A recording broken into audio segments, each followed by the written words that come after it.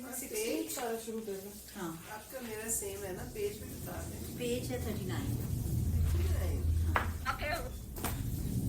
अस्सलाम वालेकुम, क्या हाल चाल है सबका? खैरियत से? जी जी जी। और आयत नंबर अब बस अब तकरीबन हमारा शुरू होना है। तकरीबन ठीक है। चलिए शाम को मुलाकात होगी इंशाल्लाह। मैं उसे बहुत फिक्रमंद थी जब तुम्हारा फोन बंद था ना। जी जी जी जी जी जी जी। वो जब मैं इधर कर रही होती हूँ ना, उस वक्त मैं फोन बंद कर देती हूँ आपा। तो इंशाल्लाह शाम को मुलाकात होती है ना, फिर आप खुद देख लें उनको। ठीक है, ओके। चलें फिर शुरू करते हैं। आउज़ुबिल्लाहि मिनश्शैतानिर्रजीम, बिस्मिल्लाहिर्रहमानिर्रहीम। रब्बि इश्रह ली सदरी वयस्सिर ली अमरी वहलुल उक़दतम मिन लिसानी यफ़क़हू क़ौली। हम सूरह कहफ पढ़ रहे थे और सूरह कहफ की, हाँ, अब हमने 16वां पारा शुरू करना है। तो सूरह कहफ के बारे में है कि हुज़ूर सल्लल्लाहु अलैहि वसल्लम ने कहा, आज मैंने फिर वो गौर से उसको पढ़ा और नोट किया। तो हुज़ूर सल्लल्लाहु अलैहि वसल्लम ने कहा कि सूरह बनी इसराइल, सूरह कहफ, सूरह मरियम और सूरह ताहा और सूरह अल-अंबिया मेरे ये इताक़ अव्वल से हैं। इताक़ जो है वो अतीक की जमा है, और अतीक का मतलब होता है कदीम। और इसके बाद हुज़ूर ने कहा कि वो मेरे तिलाद में से हैं। और तिलाद जो है वो तालिद की जमा है, और तालिद का मतलब भी होता है पुराना माल। तो मुराद ये है कि ये पहली सूरतों में से 3 या 4 नबवी की सूरतों में से हैं। तो इनको ख़ास तौर पे नाम दिया, और इन सब में तकरीबन जो है ना नबियों के हालात वाक़यात ही हमें नज़र आते हैं। तो अभी हम सूरह कहफ पढ़ रहे थे। इसमें मैंने बताया था कि 4 वाक़यात का जिक्र किया है, और 4 वाक़यात से पनाह मांगने के लिए जो चीज़ बताई गई है वो कुरान ही है। सबसे पहले तो ये था असहाब कहफ का किस्सा। तो वो एक गार में छुप गए अपने दीन को बचाने के लिए। अल्लाह ताला जो है वो दीन से भी आजमाता है, और उसकी हिफाजत के लिए उन्होंने अल्लाह पर भरोसा किया और गार में छुप गए, और अल्लाह ताला ने गार में ही उनको तमाम चीज़ें जो थी वो अता की। उसके बाद माल का फितना। तो माल के बारे में भी इंसान बहुत शकूक व शुबहात में मुब्तला होता है। शैतान हर वक्त ये कहता रहता है कि तुम फ़कीर हो जाओगे, तुम खर्च ना करो, तुम खैरात ना करो, ये ना करो, वो ना करो। लेकिन अल्लाह पर भरोसा हो और कुरान की पनाह लें तो आप उस फितने से भी बच जाते हैं। तीसरा फितना जो था वो इल्म का फितना बताया गया कि इल्म जो है वो भी इंसान के दिमाग पर चढ़ जाता है और उसको गुरूर में मुब्तला कर देता है। तो इसमें हज़रत मूसा का किस्सा अभी हम पढ़ रहे हैं, और इसके बाद जो है इक़्तिदार का फितना वो ज़ुल्करनैन के वाक़े में आएगा। तो इन सब चीज़ों से बचने के लिए कुरान ही है जो कि हमें पनाह देता है। तो अब हम शुरू करते हैं 16वां सिपारा।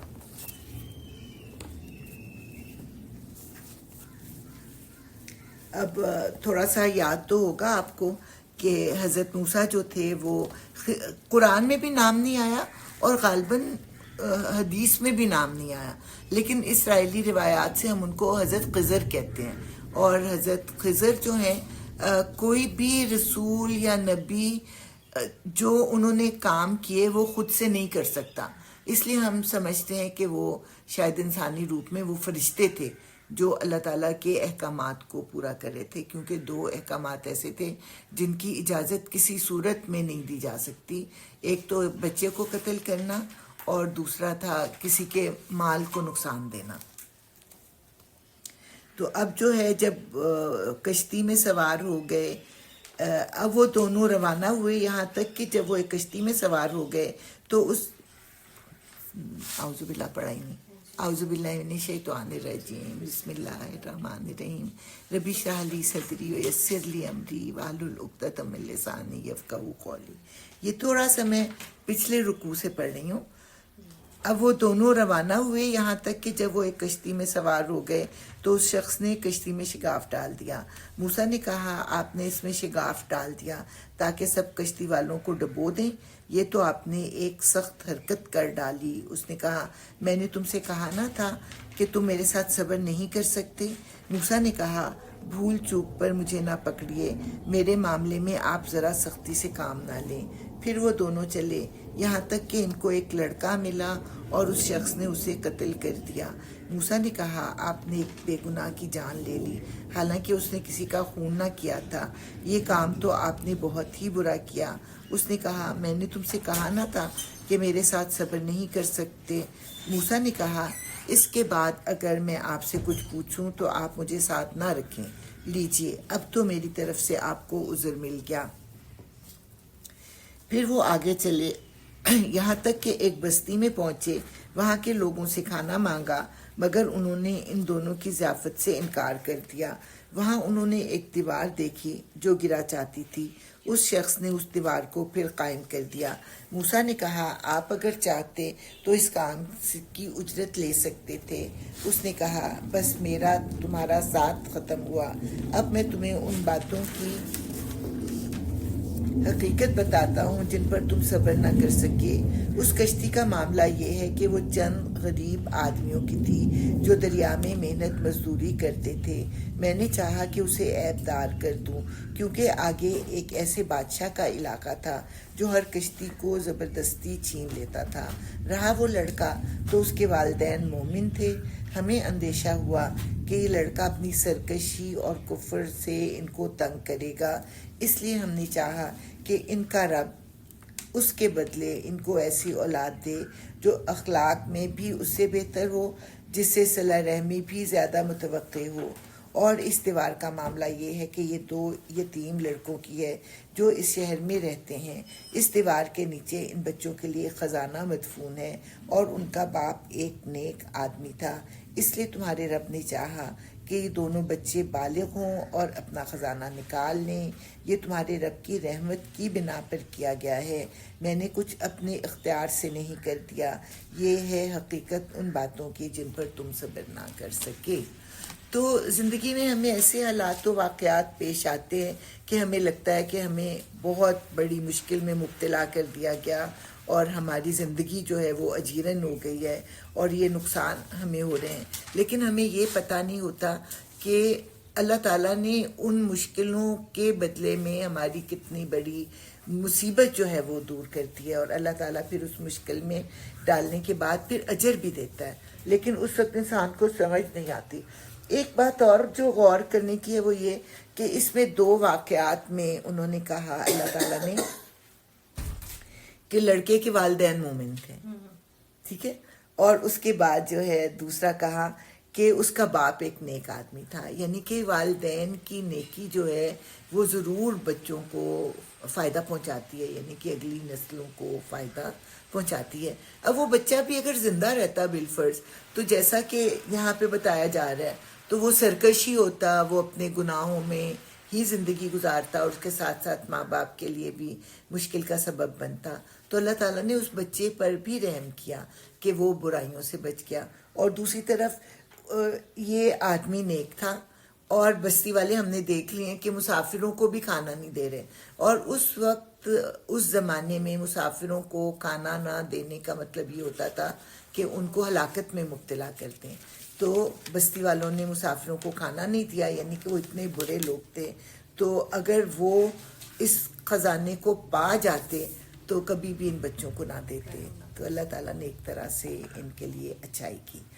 اب جو ہے وہ یہ سلونا کا ان ذی القرنین کہ وہ آپ سے ذی القرنین کے بارے میں پوچھتے ہیں اور اے محمد صلی اللہ علیہ وسلم یہ تم سے ذی القرنین کے بارے میں پوچھتے ہیں، ان سے کہو میں اس کا کچھ حال تم کو سناتا ہوں. اب یہ کہ یہ نبی تو نہیں تھے لیکن اللہ والے تھے یہ بادشاہ. اور عام طور پر یہ کہا جاتا ہے کہ جو سکندر ہے وہ ذی القرنین ہے، لیکن ذی القرنین اور سکندر کا جو کردار ہے وہ بالکل مختلف نظر آتا ہے. تو اب جو تحقیق سے یہ پتہ لگا ہے کہ ایران میں ایک بادشاہ تھے، سائرس نام تھا ان کا. تو غالباً یہ وہی تھے، کیونکہ ان کے جو باقیات ملے ان میں ایک تاج ہے جس کے 2 سینگ بنے ہوئے ہیں. تو اب ذوالقرنین کا مطلب ہوتا ہے 2 سینگوں والا. تو ایک تو ہم اس کی تشریح یہ کرتے ہیں کہ ان کی سلطنت جو تھی وہ مشرق کی طرف بھی پھیلی ہوئی تھی اور مغرب کی طرف بھی، تو شاید اس لیے ان کو ذوالقرنین کہتے ہیں. دوسرا ہو سکتا ہے کہ انہوں نے بالوں کی 2 چوٹیاں بنائی ہوئی تھیں، تو اس وجہ سے ان کو ذوالقرنین کہتے تھے. اور یہاں پر جو ہے ہمیں ایک تاج کا بھی ملتا ہے کہ تاج تھا جس کے 2 سینگ تھے، تو سمبولک ہوگا وہ بھی. تو بہرحال یہ وہ سکندر اعظم نہیں تھے. ہاں، اور اس کا نام کی خسرو یا سائرس تھا. ان کا مقبرہ اور مجسمہ بھی دریافت ہوا ہے. چلیے، ایران کا بادشاہ تھا اور چلیے ہم جو بھی لکھا کسی وقت میں ہم نے اس کو زمین میں اقتدار عطا کر رکھا تھا اور اسے ہر قسم کے اسباب و وسائل بخشے تھے. اچھا، اس کا ایک مقابلہ تو میں کر رہی ہوں نا سکندر اعظم کے ساتھ. دوسرا اس کا مقابلہ کیا جاتا ہے فرعون کے ساتھ. فرعون کو بھی اقتدار حاصل تھا اور وہ تو خود ہی خدا بن بیٹھا تھا، لیکن اس کو اقتدار حاصل تھا، وسائل اللہ تعالیٰ نے دیے تھے، تو یہ وسائل کو اللہ تعالیٰ کے بندوں کی بھلائی کے لیے استعمال کرتا تھا. اس نے پہلے مغرب کی طرف ایک مہم کا سر و سامان کیا، حتیٰ کہ جب وہ غروب آفتاب کی حد تک پہنچ گیا تو اس نے سورج کو ایک کالے پانی میں ڈوبتے دیکھا اور وہاں اسے ایک قوم ملی. ہم نے کہا، اے ذوالقرنین، تجھے یہ مقدرت بھی حاصل ہے کہ ان کو تکلیف پہنچائے اور یہ بھی کہ ان کے ساتھ نیک رویہ اختیار کرے. اس نے کہا، جو ان میں سے ظلم کرے گا ہم اس کو سزا دیں گے، پھر وہ اپنے رب کی طرف پلٹایا جائے گا اور وہ اسے اور زیادہ سخت عذاب دے گا، اور جو ان میں سے ایمان لائے گا اور نیک عمل کرے گا اس کے لیے اچھی جزا ہے اور ہم اس کو نرم احکام دیں گے. ان کی نبوت کا ذکر نہیں آتا، لیکن اللہ تعالیٰ سے ان کے تعلق کا ذکر آتا ہے. تو یہ ایسے ہی ہے جیسے کہ اللہ تعالیٰ فرماتے ہیں کہ ہم نے موسیٰ کی ماں کو وحی کی یا ہم نے مکھی کو وحی کی. تو اس طرح کا ہو سکتا ہے ان کے دل میں یہ خیال ڈالا گیا ہو کہ اس علاقے کو فتح کرنے کے بعد بادشاہ کے پاس 2 اختیارات ہیں نا. ایک اختیار تو یہ جو عام طور پہ لوگ کرتے ہیں، جلانا اور مارنا اور ظلم و ستم کرنا، اور دوسرا اختیار کیا ہوتا ہے کہ لوگوں کو معاف کر دیا جائے اور جو ہے ان کو ایک اور دفعہ زندگی گزارنے کا موقع دیا جائے. تو اس میں پھر اس نے کہا کہ میں جو برے لوگ ہوں گے ان کو میں بھی سزا دوں گا اور آخرت میں وہ اللہ تعالیٰ سے بھی سزا پائیں گے، اور جو لوگ ہوں گے تو ان کے ساتھ جو ہے نیک عمل ہی کیا جائے گا. پھر اس نے ایک دوسری مہم کی تیاری کی، یہاں تک کہ طلوع آفتاب کی حد تک جا پہنچا. وہاں اس نے دیکھا کہ سورج ایک ایسی قوم پر طلوع ہو رہا ہے جس کے لیے دھوپ سے بچنے کا کوئی سامان ہم نے نہیں کیا ہے. یہ حال تھا ان کا، اور ذوالقرنین کے پاس جو کچھ تھا اسے ہم جانتے تھے. اب مشرق کی طرف کہتے ہیں کہ وہ مکران کے علاقے تک پہنچا، اور مکران کے علاقے میں لوگوں کو یا تو چھت بنانی نہیں آتی تھی، یقین نہیں آتا کہ اگر وہ دیواریں بنا سکتے تو اوپر کچھ نہ کچھ ڈال ہی سکتے ہیں. دوسرے باہر اللہ تعالیٰ نے اگر کہا ہے تو ہم کچھ نہیں کہیں گے. تو وہاں پہ درخت نہیں پائے جاتے تھے جن کا سایہ ہو، یا کوئی کھو یا نیچرل غار وغیرہ نہیں پائے جاتے تھے، یعنی وہ سورج کے سامنے ہی زندگی گزارتے تھے. اور تیسرا یہ کہ ان کو لباس پہننا بھی نہیں آتا تھا. تو ان کے اور سورج کے درمیان جو ہے کوئی وہ نہیں تھی، رکاوٹ نہیں تھی. یہ بھی ہو سکتا ہے بہت گرم علاقے کی طرف کا اشارہ ہو کہ وہاں پہ گرمی اتنی ہاں زیادہ پڑتی تھی کہ وہ دھوپ اتنی تیز ہوتی تھی. بالکل گرم علاقہ تو ہے مکران کا.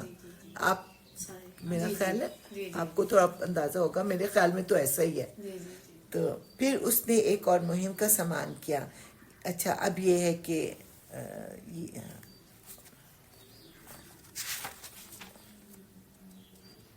ہاں یہاں اس کے بارے میں زیادہ تفصیل نہیں لکھی ہوئی. یہ حال تھا ان کا، یعنی کہ ایک قوم سے اس کا سامنا ہوا جو کہ لباس نہیں پہننا جانتی تھی، یا جو کچھ بھی تھا اللہ تعالیٰ نے بیان کیا.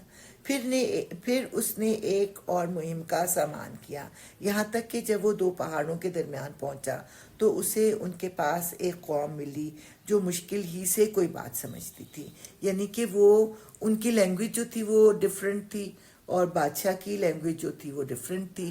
تو ان میں پھر پڑھے لکھے لوگ بھی نہیں تھے جو کہ انٹرپریٹر کا کام کریں. تو پھر یہ اشاروں سے ہی انہوں نے اپنی ایک مشکل کو سمجھایا. ان لوگوں نے کہا کہ اے ذوالقرنین، یاجوج اور ماجوج اس سرزمین میں فساد پھیلاتے ہیں، تو کیا ہم تجھے کوئی ٹیکس اس کام کے لیے دیں کہ تو ہمارے اور ان کے درمیان ایک بند تعمیر کر دے؟ اس نے کہا جو کچھ میرے رب نے مجھے دے رکھا ہے وہ بہت ہے، بس تم محنت سے میری مدد کرو، میں تمہارے اور ان کے درمیان بند بنائی دیتا ہوں. مجھے لوہے کی چادریں لا کر دو. آخر جب دونوں پہاڑوں کے درمیانی خلا کو اس نے پاٹ دیا تو لوگوں سے کہا اب آگ دہکاؤ، حتیٰ کہ جب یہ آہنی دیوار بالکل آگ کی طرح سرخ ہو گئی تو اس نے کہا لاؤ اب میں اس پر پگھلا ہوا تانبا انڈیلوں گا. یہ بند ایسا تھا کہ یاجوج ماجوج اس پر چڑھ کر بھی نہ آ سکتے تھے، اور اس میں نقب لگانا ان کے لیے اور بھی مشکل تھا. ذوالقرنین نے کہا یہ میرے رب کی رحمت ہے، مگر جب میرے رب کے وعدے کا وقت آئے گا تو وہ اس کو پیوند خاک کر دے گا، اور میرے رب کا وعدہ برحق ہے. تو یہ جو ہے ترکی کے نارتھ کی طرف کا علاقہ یہ کہا جاتا ہے. اب وہ سمندروں کے اور پہاڑوں کے نام مجھے یاد نہیں ہیں. تو پہاڑوں کے درمیان میں انہوں نے یہ دیوار جو تھی بنائی تھی. اور اس کے بارے میں غالباً کسی نے ذکر کیا تھا کہ جو انڈیا کے پریزیڈنٹ تھے، کیا نام تھا، ابوالکلام، انہوں نے اپنی اس میں لکھا ہے کہ میں نے اس کو دیکھا. اسی طرح حضور کے بعد صحابہ کرام نے بھی ایک مہم کو بھیجا کہ دیکھ کے آئیں اس کو، تو وہ بھی کہتے ہیں کہ ہم نے اس کو دیکھا. ہو سکتا ہے اس زمانے میں ہو، اور اب اس کے آثار کے بارے میں کوئی کہتا نہیں ہے، ورنہ تو ایک دم دھوم مچ جائے نا کہ وہ ذوالقرنین کی جو بند ہے وہ معلوم کر لیا گیا. اب یہاں پہ زیادہ تفصیل نہیں، میں نے کافی زیادہ نوٹس لکھے ہوئے ہیں، لیکن ابھی موقع نہیں ہوتا یہاں پہ زیادہ تفصیل میں جانے کا. اب جو ہے آخرت کے دن کا جو ہے وہ ذکر ہو رہا ہے، اور اس روز ہم لوگوں کو چھوڑ دیں گے کہ سمندر کی موجوں کی طرح ایک دوسرے سے گتھم گتھا ہوں اور سور پھونکا جائے. یہاں پہ جو ہے یہاں پہ لوگوں کا ذکر کیا جا رہا ہے کہ لوگوں کی فوجیں آئیں گی اور آپس میں گتھم گتھا ہوں گی. لیکن ایک جگہ پہ میں نے پڑھا تھا کہ جنگل والے شہروں کو بھاگیں گے، شہروں والے جو ہیں وہ جنگلوں کو بھاگیں گے، اور وہ آپس میں گتھم گتھا ہوں گے. تو آیت میں جو ہے وہ دونوں کی گنجائش موجود ہے.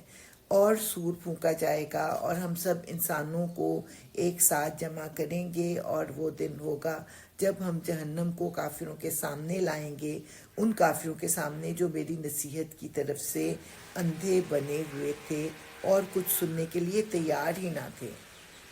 تو کیا یہ لوگ جنہوں نے کفر اختیار کیا ہے یہ خیال رکھتے ہیں کہ مجھے چھوڑ کر میرے بندوں کو اپنا کارساز بنا لیں گے؟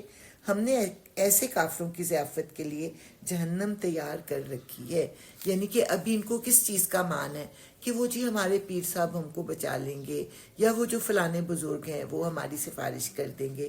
تو اللہ تعالیٰ یہاں پہ چیلنج کر رہے ہیں اس خیال کو کہ میرے مقابلے میں ان کے بندے جو ہیں وہ کھڑے ہو جائیں گے اور ان کو مجھ سے بچا لیں گے.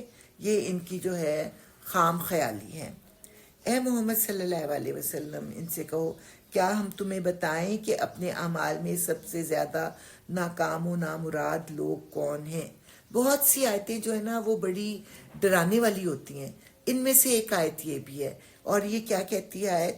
وہ کہ دنیا کی زندگی میں جن کی ساری سعی و جہد راہ راست سے بھٹکی رہی اور وہ سمجھتے رہے کہ وہ سب کچھ ٹھیک کر رہے ہیں. یعنی ہم بہت سے کام نیکی سمجھ کے کر رہے ہوتے ہیں، لیکن ہمیں اندازہ نہیں ہے کہ واقعی وہ اللہ تعالیٰ کے نزدیک نیکی بھی ہے کہ نہیں. اور اس طرح ہماری ساری کوئی بھی کام کرنے میں محنت تو لگتی ہے نا، تو ساری محنت جو ہے وہ ضائع جائے گی. تو سب سے زیادہ ناکام و نامراد وہ لوگ ہوں گے جن کی ساری سیوس جوہد راہ راست سے بھٹکی رہی اور وہ سمجھتے رہے کہ وہ سب کچھ ٹھیک کر رہے ہیں. یہ وہ لوگ ہیں جنہوں نے اپنے رب کی آیات کو ماننے سے انکار کیا اور اس کے حضور پیشی کا یقین نہ کیا. اس لیے ان کے سارے اعمال ضائع ہو گئے. قیامت کے روز ہم انہیں کوئی وزن نہ دیں گے. ان کی جزا جہنم ہے اس کفر کے بدلے جو انہوں نے کیا اور اس مذاق کی پاداش میں جو وہ میری آیات اور میرے رسولوں کے ساتھ کرتے رہے. البتہ وہ لوگ جو ایمان لائے اور جنہوں نے نیک عمل کیے ان کی میزبانی کے لیے فردوس کے باغ ہوں گے. فردوس جو ہے وہ جنت کا اعلیٰ ترین مقام ہے، تو ان کے لیے فردوس کے باغ ہوں گے جن میں وہ ہمیشہ رہیں گے اور کبھی اس جگہ سے نکل کر کہیں جانے کو ان کا دل نہ چاہے گا.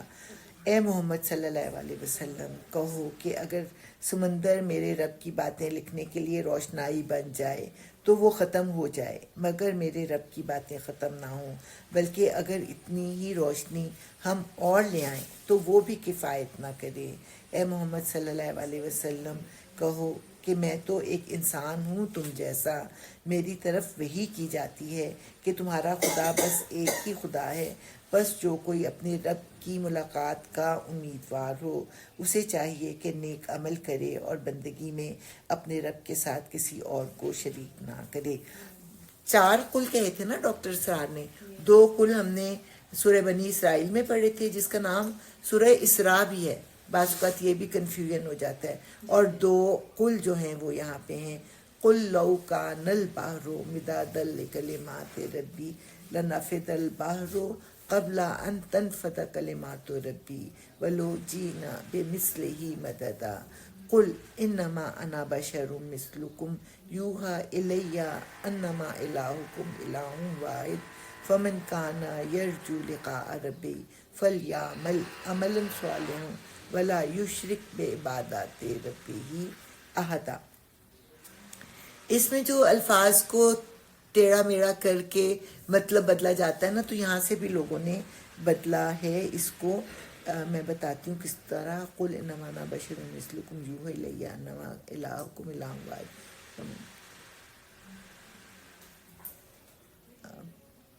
مریم یہ 4 قل کیا ہیں یہ والے ڈاکٹر اسرار؟ بس یہ 2 اس کے اور 2 تو بس یہ بہت امپورٹنٹ آیات ہیں جو قل سے شروع.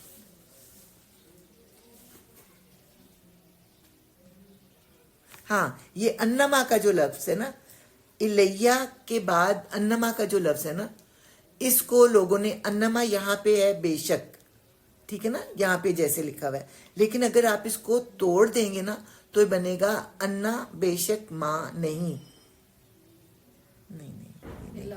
نہیں یہ پہلا انما جو ہے نا وہ اس کی بات انما. ہاں پہلا کل کہہ دیجئے انا بے شک ماں نہیں انا میں بشرم ایک انسان مثلکم تمہاری طرح، یعنی کہ میں جو ہوں کوئی انسان نہیں کچھ اور ہوں. تو حالانکہ اس کا مطلب جو ہے کہ بے شک میں انسان ہوں تمہاری طرح، لیکن تم میں اور مجھ میں فرق یہ ہے کہ میری طرف جو ہے وہ وحی آتی ہے، لیکن ہمارا اور تمہارا خدا جو ہے وہ ایک ہی ہے. اچھا جی، اب سورہ مریم کے جو حالات و واقعات ہیں وہ بالکل آل عمران میں ہم نے پڑھے ہیں، لیکن تھوڑا سا تفصیل کے ساتھ آتے ہیں. اور اس میں جو ہے بہت سخت ایک آیت آتی ہے شرک سے متعلق جو انہوں نے اس میں بنا دیا، حضرت عیسیٰ کو جو بیٹا بنا دیا، اس کے بارے میں ایک بہت شدید سختی والی آیت جو ہے وہ آتی ہے. اور اس کے علاوہ یہ سورت جو تھی یہ جیسے 3 اور 4 ہجری نہیں 3 اور 4 نبوی میں نازل ہوئی اور ہجرت حبشہ سے پہلے نازل ہوئی. اور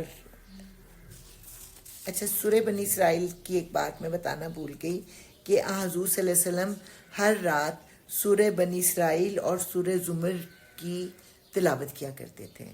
یہ اور پھر یہ ابن مسعود نے کہا کہ مریم، طٰہٰ، الانبیاء، بنی اسرائیل اور کہف میرے اطاق اول میں سے ہیں اور تلاد میں سے ہیں. دونوں کا مطلب جو ہے وہ پرانا مال، قدیم. تو اول زمانے میں اترنے والی صورتوں میں سے ہے. اچھا، سورہ پھر مریم میں آتا ہے پل صراط کا ذکر. پورے قرآن میں کہیں اور نہیں آتا، صرف اسی میں ہی آتا ہے. اور پھر اس میں یہ بتایا گیا ہے کہ حضرت زکریہ کے ہاں جو اولاد پیدا ہوئی تھی وہ بھی ایک معجزاتی طریقے سے پیدا ہوئی تھی. اس کو تو تم نے اللہ کا بیٹا نہیں بنایا، تو عیسیٰ کو بغیر باپ کی پیدائش کی وجہ سے کیوں اللہ تعالیٰ کا بیٹا تم نے بنا دیا ہے؟ بلکہ قتل کیا وہ بھی بری طرح سے. جی بلکہ قتل کیا حضرت بالکل، حضرت یحییٰ کو تو قتل کیا. اور اس کے بعد یہ کہ یہ ابھی پھر جب آتا ہے بعد میں شاید آئے گا یا نہیں آئے گا. بہرحال جب مسلمان ہجرت کر کے کہاں گئے، حبشہ گئے، تو پیچھے سے مکہ والوں نے ایک وفد بھیجا کہ ہمارے کچھ لوگ جو ہیں یہاں پہ آ گئے جو نہ آپ کے دین پر ہیں اور نہ ہمارے دین پر، وہ گمراہ ہو گئے، انہیں ہمیں واپس کیا جائے. تو بادشاہ نے کہا ایسے تو میں نہیں دوں گا. تو انہوں نے بلایا مسلمانوں کو. تو حضرت جعفر تیار جو تھے وہ ان سے بات چیت کرنے کے لیے آگے بڑھے، اور انہوں نے پھر وہ بڑی اچھی تقریر ہے جو کہ ہم بچپن میں پڑھتے چلے آئے ہیں کہ ہم ایسے تھے ایسے تھے ایسے تھے، یہ نبی آیا تو اس نے ہمیں سیدھا راستہ دکھایا. تو ان باتوں سے متاثر ہو کے بادشاہ نے کہا کہ یہ ان کو تو میں تمہارے حوالے نہیں کروں گا، وہ یہاں پہ ہی رہیں گے. تو اب جو تھے، اب مکہ والے کہنے لگے اب ہم کیا کریں. تو انہوں نے دشمنی ڈالنے کے لیے بادشاہ کو کہا کہ آپ ذرا حضرت عیسیٰ کے بارے میں تو پوچھیں ان سے. تو بادشاہ نے پھر ان کو بلایا. تو حضرت جعفر نے کہا کہ میں کبھی جھوٹ نہیں بولوں گا، کوئی میں ٹیڑھی میڑھی بات نہیں کروں گا. اور انہوں نے سورہ مریم کو جو تھا اس کی تلاوت شروع کی. تو سورہ مریم کو سن کے ان کی آنکھوں سے آنسو گرنے لگے. اور انہوں نے پھر ایک تنکا اٹھا کے کہا کہ حضرت عیسیٰ میں جو باتیں تلاوت میں بیان ہوئی ہیں اور ان کی شخصیت میں اس تنکے برابر کا بھی فرق نہیں ہے، اور تم جو مرضی کرو میں انہیں نہیں دوں گا. وہ بڑے تحفے تحائف لے کے آئے ہوئے تھے، اور ان تحفے تحائف میں بڑی حیران ہوئی. یہ جو ہوتی ہے نا جوتے کس سے بنتے، لیدر اس زمانے میں بڑی قیمتی چیز تھا، لیدر بھی لے کے آئے ہوئے تھے. بادشاہ نے سارے تحفے تحائف جو تھے وہ واپس کر دیے اور کہا کہ تم لوگ اب یہاں پر آرام سے رہو. اور پھر اس میں نماز کا بھی ذکر ہے کہ حضرت موسیٰ نے بھی نماز کی ہدایت کی اپنی قوم کو، پھر حضرت عیسیٰ نے بھی کی، اور اس کے بعد حضور صلی اللہ علیہ وسلم نے بھی کی. اور اس میں پھر نماز سے متعلق یہ ایک بڑی ڈانٹ والی آیت بھی آئے گی جو ابھی ہم پڑھتے ہیں. اور سورہ مریم کی خاص بات یہ ہے کہ اس کی ابتدا میں 5 حروف مقطعات ہیں. ایک اور صورت میں بھی ہیں لیکن اس میں 3 اور 2 کر کے ہیں، لیکن اس میں جو ہیں وہ اکٹھے ہی آئے ہیں، کاف ہا یا عین صاد. سورہ شورا میں آئے ہیں لیکن الگ الگ ہو کر، اور اس کے مضامین جو ہیں وہ سورہ آل عمران سے بہت زیادہ ملتے جلتے ہیں. اس میں بہت پیاری آیتیں ہیں. اعوذ باللہ من الشیطان الرجیم، بسم اللہ الرحمن الرحیم. کاف ہا یا عین صاد. ذکر ہے اس رحمت کا جو تیرے بندے نے، تو تیرے رب نے اپنے بندے زکریا پر کی تھی. اب دیکھیں تیسری دفعہ جو ہے وہ بندے کا ذکر آ رہا ہے، محبت کے ساتھ اللہ تعالیٰ پکار رہے ہیں. پہلے جو تھا، پہلے کس کو پکارا؟ ہاں، اپنے بندے کو لے گیا مسجد حرام سے مسجد اقصیٰ کی طرف. پھر حضور کے بارے میں کہا کہ جس نے اپنے بندے پر یہ کتاب اتاری. یہاں پہ حضرت زکریا کو اللہ تعالیٰ پیار سے کہہ رہے ہیں کہ ذکر ہے اس رحمت کا جو تیرے رب نے اپنے بندے زکریا پر کی تھی، جبکہ اس نے اپنے رب کو چپکے چپکے پکارا. اس نے عرض کیا، اے پروردگار، میری ہڈیاں تک کھل گئی ہیں اور سر بڑھاپے سے بھڑک اٹھا ہے. اے پروردگار، میں کبھی تجھ سے دعا مانگ کر نامراد نہیں رہا. دیکھیے 100 سال کے قریب ہو رہے ہیں اور جوانی میں نہیں دعائیں مانگتے ہی ہوں گے نا، لیکن یہ نہیں کہا کہ مجھے ساری عمر گزر گئی دعائیں مانگنے کی. ابھی بھی کہا کہ میں تجھ سے دعا مانگ کے کبھی نامراد نہیں رہا. مجھے اپنے پیچھے اپنے بھائی بندوں کی برائیوں کا خوف ہے اور میری بیوی بانجھ ہے، تو مجھے اپنے فضل خاص سے ایک وارث عطا کر جو میرا وارث بھی ہو اور آل یعقوب کی میراث بھی پائے. ان کو زیادہ فکر یہ تھی کہ میرے جانے کے بعد جو حضرت موسیٰ کی تعلیمات ہیں وہ بالکل ہی گم ہو جائیں گی، تو ان کو سنبھالنے کے لیے یا اللہ تو مجھے اولاد عطا کر، اور اے پروردگار اس کو ایک پسندیدہ انسان بنا. جواب دیا گیا، اے زکریا ہم تجھے ایک لڑکی کی بشارت دیتے ہیں جس کا نام یحییٰ ہوگا. ہم نے اس نام کا کوئی آدمی سے پہلے پیدا نہیں کیا. یعنی اللہ تعالیٰ نے خود ہی نام بھی دے دیا. اور اس کے بعد دیکھیں ایک ہی آیت میں کتنی زیادہ ان کی صفات جو ہیں وہ بیان کریں گے اللہ تعالیٰ. عرض کیا پروردگار بھلا میرے ہاں کیسے بیٹا ہوگا جبکہ میری بیوی بانجھ ہے اور میں بوڑھا ہو کر سوکھ چکا ہوں. جواب ملا، ایسا ہی ہوگا. تیرا رب فرماتا ہے کہ یہ تو میرے لیے ایک ذرا سی بات ہے. آخر اس سے پہلے میں تجھے پیدا کر چکا ہوں جبکہ تو کوئی چیز نہ تھا. زکریا نے کہا پروردگار میرے لیے کوئی نشانی مقرر کر دے. فرمایا تیرے لیے نشانی یہ ہے کہ تو ہم 3 دن تک لوگوں سے بات نہ کر سکے. چنانچہ وہ محراب سے نکل کر اپنی قوم کے سامنے آیا اور اس نے اشارے سے ان کو ہدایت کی کہ صبح و شام تسبیح کرو. جیسے حضرت موسیٰ کے بارے میں کہ ان کو جب ہاتھ والا معجزہ دیا گیا تھا تو اس میں بھی یہی کہا تھا کہ ان کے ہاتھ میں کوئی بیماری یا تکلیف نہیں آئی تھی. تو اسی طرح ان کو کوئی بیماری یا تکلیف نہیں، لیکن سمبولیکلی وہ کسی سے بات نہیں کر سکیں گے. اب یہاں پہ حضرت یحییٰ آ جاتے ہیں. اے یحییٰ کتاب الہی کو مضبوط تھام لے، یعنی خود بھی اس پر عمل کر اور لوگوں میں بھی اس کو پھیلا. ہم نے اسے بچپن ہی میں حکم سے نوازا، اپنی طرف سے اس کو نرم دلی عطا کی اور پاکیزگی عطا کی، اور وہ بڑا پرہیزگار اور اپنے والدین کا حق شناس تھا. وہ جبار نہ تھا اور نافرمان نہ تھا.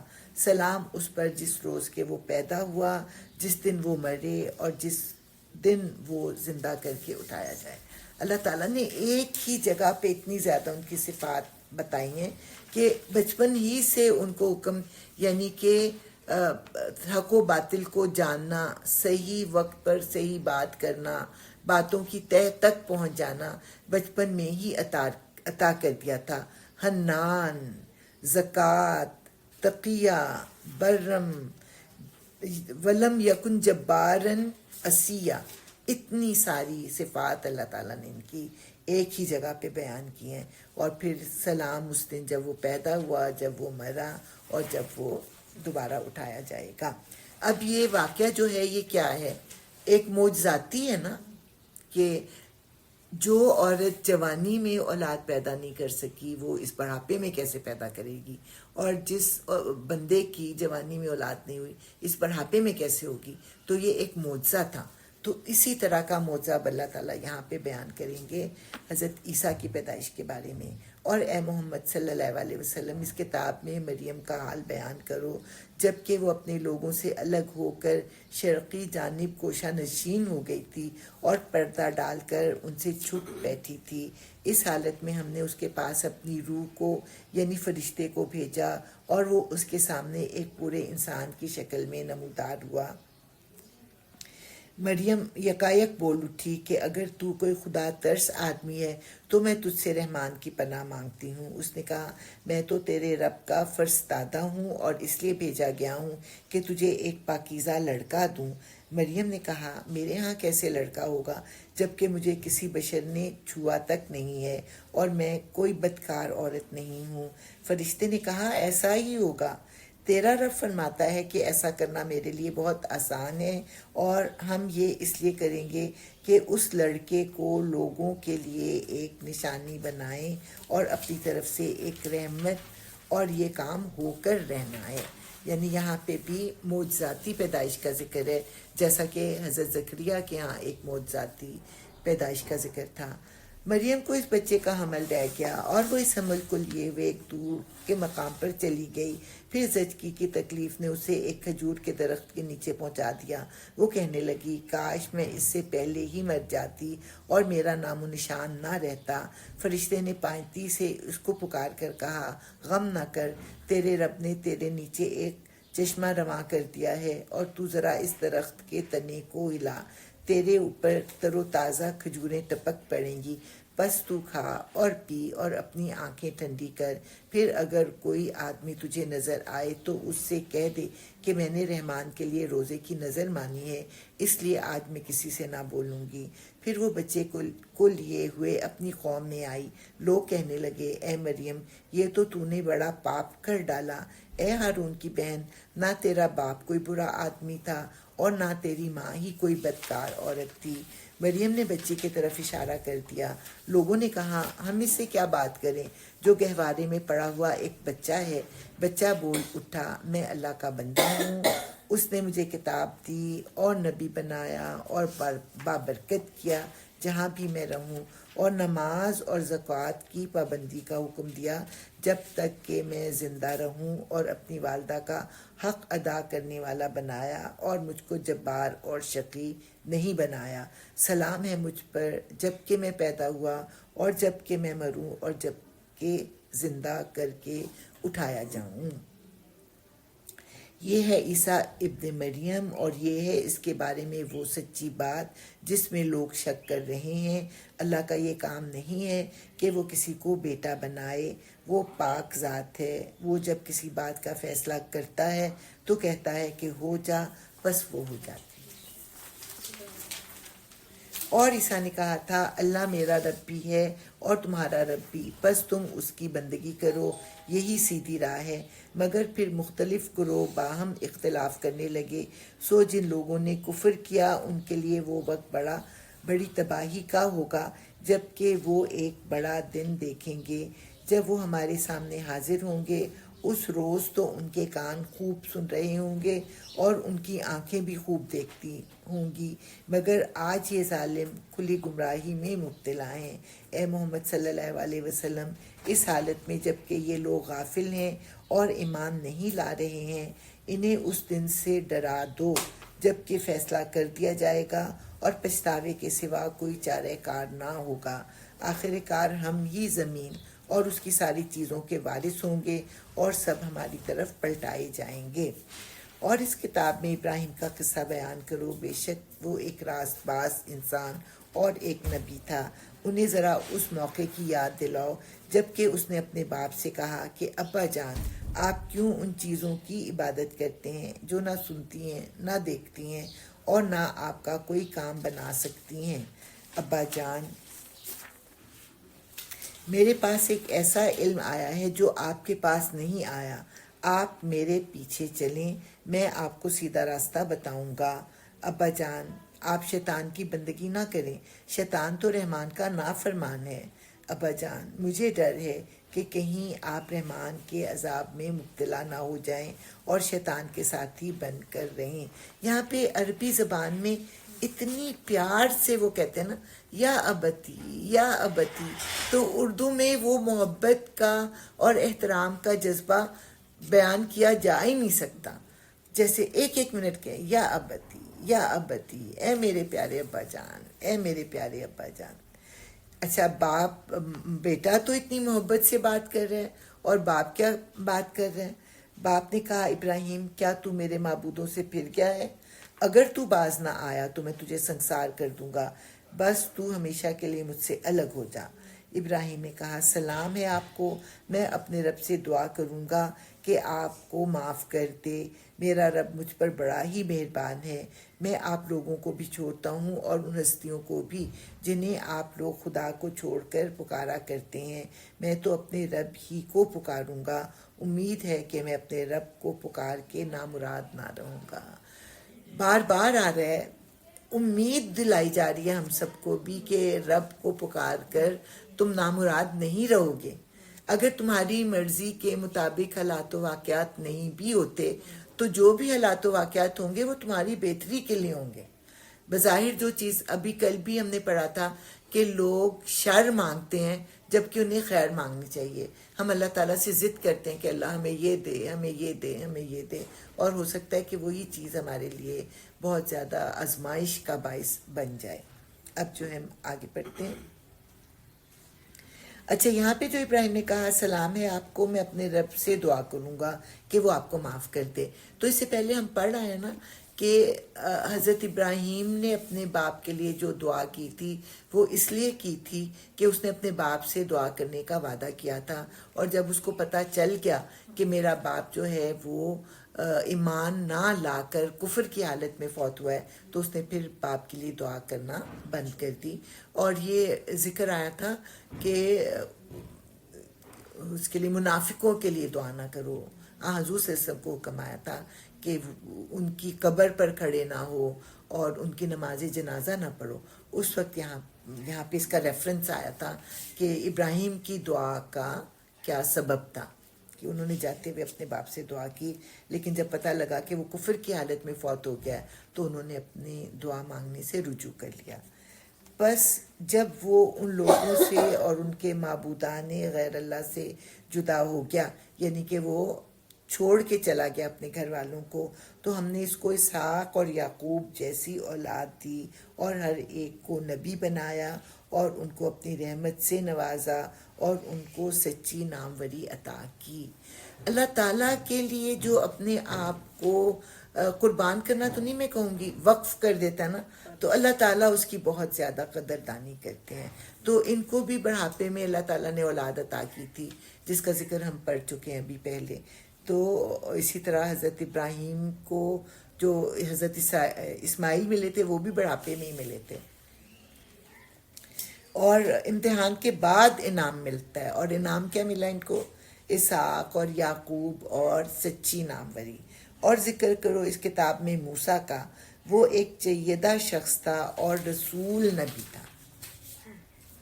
ہم نے اس کو طور کی داہنی جانب سے پکارا اور راز کی گفتگو سے اس کو تقرب عطا کیا. اچھا اب یہ رسول نبی تھا، اس کا کیا مطلب؟ یعنی نبوت بھی تھی اور کتاب بھی عطا کی. رسول اس لیے تھے کہ جب رسول کو کوئی قتل کرنے لگتا ہے تو وہ قوم ہلاک ہو جاتی ہے. تو کون ہلاک ہوا؟ فرعون ہلاک ہوا. اور نبی تھے یہ اپنی قوم کے لیے جن کو لے کے یہ نکلے تھے. تو ان کی نبوت کے بھی خیر حضور کی نبوت تو قیامت تک کے لیے، لیکن ان کی نبوت کے بھی دو حصے تھے، اس لیے پھر ان کو رسول اور نبی کہا ہے. ہم نے اس کو طور کے داہنی جانب سے پکارا اور راز کی گفتگو سے اس کو تقرب عطا کیا اور اپنی مہربانی سے اس کے بھائی ہارون کو نبی بنا کر اسے مددگار کے طور پر دیا. اور اس کتاب میں اسماعیل کا ذکر کرو، وہ وعدے کا سچا تھا اور رسول نبی تھا. اب ان کے بارے میں ہمیں زیادہ تفصیلات تو نہیں پتہ، اب یہاں پہ بھی ان کو رسول نبی کہہ دیا. وہ اپنے گھر والوں کو نماز اور زکوٰۃ کا حکم دیتا اور اپنے رب کے نزدیک ایک پسندیدہ آدمی تھا. اور اس کتاب میں ادریس کا ذکر کرو، وہ ایک راست باز انسان اور ایک نبی تھا اور اسے ہم نے بلند مقام پر اٹھایا تھا. یہاں پہ بھی تھوڑی بہت ہے کہ ان کو بھی جنت میں اللہ تعالیٰ نے حضرت ڈائس نے کہا اللہ تعالیٰ مجھے جنت دکھا، جنت دکھا، جنت دکھا. اللہ تعالیٰ نے ان کو جنت دکھا دی. اس سے کہتے ہیں رفعناہ مکانا علیہ. پھر اللہ تعالیٰ نے کہا کہ چلو اب نیچے. تو انہوں نے کہا کہ یا اللہ تیرا وعدہ ہے کہ تو جو جنت میں آئے گا وہ دوبارہ نہیں جائے گا، تو میں تو نہیں جاؤں گا. روایت ہے، اب اسرائیلی روایت کہہ لیں جو کچھ بھی ہے. تو اس طرح حضرت عیسیٰ بھی جنتوں میں ہیں اور جو حضرت ادریس ہیں وہ بھی جنتوں میں ہیں. بہرحال ہمارے پاس اس کا کوئی دلیل نہیں ہے. یہ وہ پیغمبر ہیں جن پر اللہ نے انعام فرمایا آدم کی اولاد میں سے اور ان لوگوں کی نسل سے جنہیں ہم نے نوح کے ساتھ کشتی پر سوار کیا، اور ابراہیم کی نسل سے، یعنی کہ نوح کے بعد پھر حضرت ابراہیم اور پھر جتنے بھی نبی اور رسول آئے وہ حضرت ابراہیم کی نسل میں آئے. اور یہ ان لوگوں میں سے تھے جن کو ہم نے ہدایت بخشی اور برگزیدہ کیا. ان کا حال یہ تھا کہ جب رحمان کی آیات ان کو سنائی جاتی تھیں تو روتے ہوئے سجدے میں گر جاتے تھے. تو سجدہ کر لیں یہاں جھکے. ہاں جی، اب میں نے کہا تھا نا اس میں سخت ترین آیت ہے، وہ یہ ہے آیت. پھر ان کے بعد وہ ناخلف لوگ ان کے جانشین ہوئے جنہوں نے نماز کو ضائع کر دیا. یعنی کہ نماز کو ضائع کرنا اللہ تعالیٰ کے نزدیک جو ہے بہت ہی برا کام ہے، اور خواہشات نفس کی پیروی کی، بس قریب ہے کہ وہ گمراہی کے انجام سے دوچار ہوں گے۔ البتہ جو توبہ کر لیں اور ایمان لے آئیں اور نیک عملی اختیار کر لیں وہ جنت میں داخل ہوں گے اور ان کی ذرا برابر حق تلفی نہ ہوگی۔ پیچھے بھی بار بار نماز کا ذکر آیا نا، حضرت اسماعیل بھی اپنے گھر والوں کو نماز کا حکم دیتے تھے، اور یہاں پہ اب نماز ضائع کرنے کو کتنا برا فعل قرار دیا گیا ہے، لیکن ساتھ ہی جو ہے دروازہ توبہ کا کھلا رکھا ہے کہ جو توبہ کریں اور ایمان لے آئیں اور نیک عملی اختیار کر لیں وہ جنت میں داخل ہوں گے۔ ان کے لیے ہمیشہ رہنے والی جنتیں ہیں جن کا رحمان نے اپنے بندوں سے در پردہ وعدہ کر رکھا ہے، اور یقیناً یہ وعدہ پورا ہو کر رہنا ہے۔ وہاں وہ کوئی بیہودہ بات نہ سنیں گے، جو کچھ بھی سنیں گے ٹھیک ہی سنیں گے، اور ان کا رزق انہیں پیہم صبح و شام ملتا رہے گا۔ یہ ہے وہ جنت جس کا وارث ہم اپنے بندوں میں سے اس کو بنائیں گے جو پرہیزگار رہا ہے۔ اے محمد صلی اللہ علیہ وسلم، ہم تمہارے رب کے حکم کے بغیر نہیں اترا کرتے۔ جو کچھ ہمارے آگے ہے اور جو کچھ پیچھے ہے اور جو کچھ اس کے درمیان ہے، ہر چیز کا مالک وہی ہے، اور تمہارا رب بھولنے والا نہیں ہے۔ وہ رب ہے آسمانوں کا اور زمین کا اور ان ساری چیزوں کا جو آسمان اور زمین کے درمیان ہے، بس تم اس کی بندگی کرو اور اسی کی بندگی پر ثابت قدم رہو۔ کیا ہے کوئی ہستی تمہارے علم میں اس کی ہم پایا؟ حضور صلی اللہ علیہ وسلم پہ وحی کا وقت جو تھا بہت سخت تھا، لیکن اس کے باوجود انہیں روحانی خوشی اتنی زیادہ ہوتی تھی کہ انہیں وحی کا انتظار رہتا۔ کچھ دن جب حضرت جبرائیل وحی لے کر نہ آئے تو انہوں نے گلہ کیا کہ آپ بہت دن کے بعد آئے ہیں، تو اس پر حضرت جبرائیل نے جواب دیا کہ ہم اللہ کے حکم کے بغیر نہیں آیا کرتے، اور ایسا نہیں ہے کہ اللہ تعالیٰ آپ کو بھول گیا، یہ اللہ تعالیٰ کی مشیت ہے کہ اس نے وحی میں تھوڑا سا وقفہ دیا ہے۔ انسان کہتا ہے کیا واقعی جب میں مر چکوں گا تو پھر زندہ کر کے نکال لایا جاؤں گا؟ کیا انسان کو یاد نہیں آتا کہ ہم پہلے اس کو پیدا کر چکے ہیں جب کہ وہ کچھ بھی نہ تھا؟ تیرے رب کی قسم ہم ضرور ان سب کو اور ان کے ساتھ شیاطین کو بھی گھیر لائیں گے، پھر جہنم کے گرد لا کر انہیں گھٹنوں کے بل گرا دیں گے، پھر ہر گروہ میں سے ہر اس شخص کو چھانٹ لیں گے جو رحمان کے مقابلے میں زیادہ سرکش بنا ہوا تھا، پھر یہ ہم جانتے ہیں کہ ان میں سے کون سب سے بڑھ کر جہنم میں جھونکے جانے کا مستحق ہے۔ تم میں سے کوئی ایسا نہیں جو جہنم پر وارد نہ ہو۔ یہ ہے پل صراط، ٹھیک ہے؟ کوئی راستہ ہوگا جو ہم یہاں پہ اتنی تفصیل تو نہیں ہے، لیکن کیا ہمیں پتہ چلتا ہے جو تلوار سے زیادہ باریک، تیز اور بال سے زیادہ ہاں بال سے زیادہ باریک اور تلوار سے زیادہ تیز ہوگا، اس پر سے ہر ایک کو گزرنا پڑے گا، اور جب لوگ اس پر سے گزریں گے جو ایمان والے نہیں ہوں گے وہ تو گرتے جائیں گے نا ساتھ ہی ساتھ، اور اس کے بعد پھر مختلف لوگ مختلف سپیڈ سے، کوئی بجلی کسی تیزی سے گزرے گا، کوئی جو ہے گھوڑے کی طرح تیزی سے گزرے گا، کوئی جو ہے وہ گھسٹ گھسٹ کر، تو جتنا زیادہ وقفہ وہ پل صراط پر رہیں گے نیچے سے بھپکے آ رہے ہوں گے اس کے۔ تو یہاں پہ جو ہے پورے قرآن میں پل صراط کا ذکر ہے کہ ہر ایک کو جہنم پر وارد ہونا ہے۔ یہ تو ایک طے شدہ بات ہے جسے پورا کرنا تیرے رب کا ذمہ ہے، پھر ہم ان لوگوں کو بچا لیں گے جو دنیا میں متقی تھے اور ظالموں کو اسی میں گرا ہوا چھوڑ دیں گے۔ ایک بات دہرا دیتی ہوں، حساب کتاب جو ہوگا نا وہ نان مسلمز کا نہیں ہوگا، وہ تو سیدھے سادے پہلے ہی جہنم میں ڈال دیے جائیں گے۔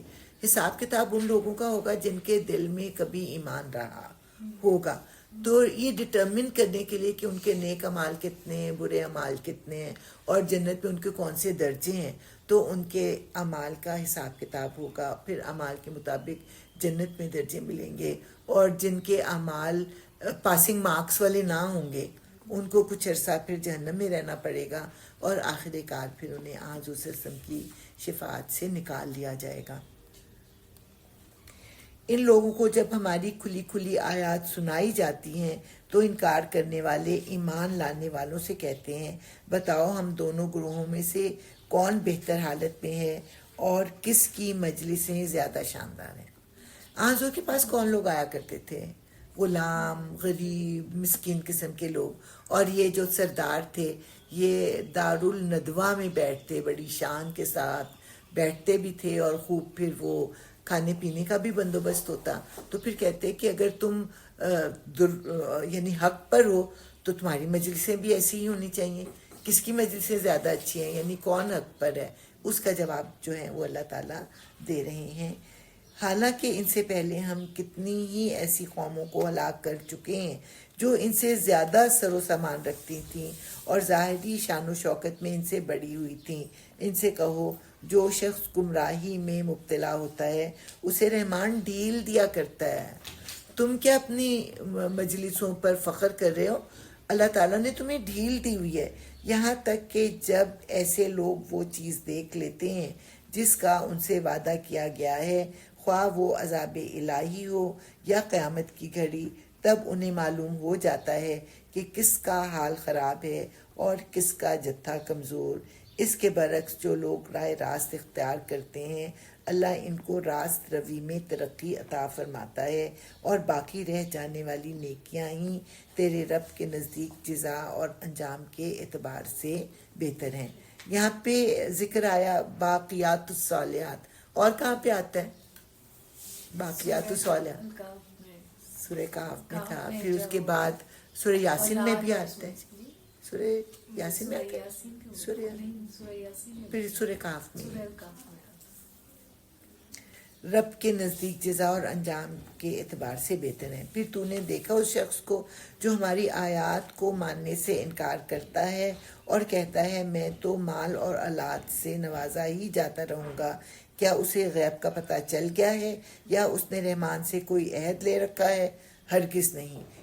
جو کچھ یہ بکتا ہے اسے ہم لکھ لیں گے اور اس کے لیے سزا میں اور زیادہ اضافہ کریں گے. جس سر و سامان اور لاؤ لشکر کا یہ ذکر کر رہا ہے وہ سب ہمارے پاس رہ جائے گا اور یہ اکیلا ہمارے سامنے حاضر ہوگا. ان لوگوں نے اللہ کو چھوڑ کر اپنے کچھ خدا بنا رکھے ہیں تاکہ وہ ان کے پشتے بان ہوں.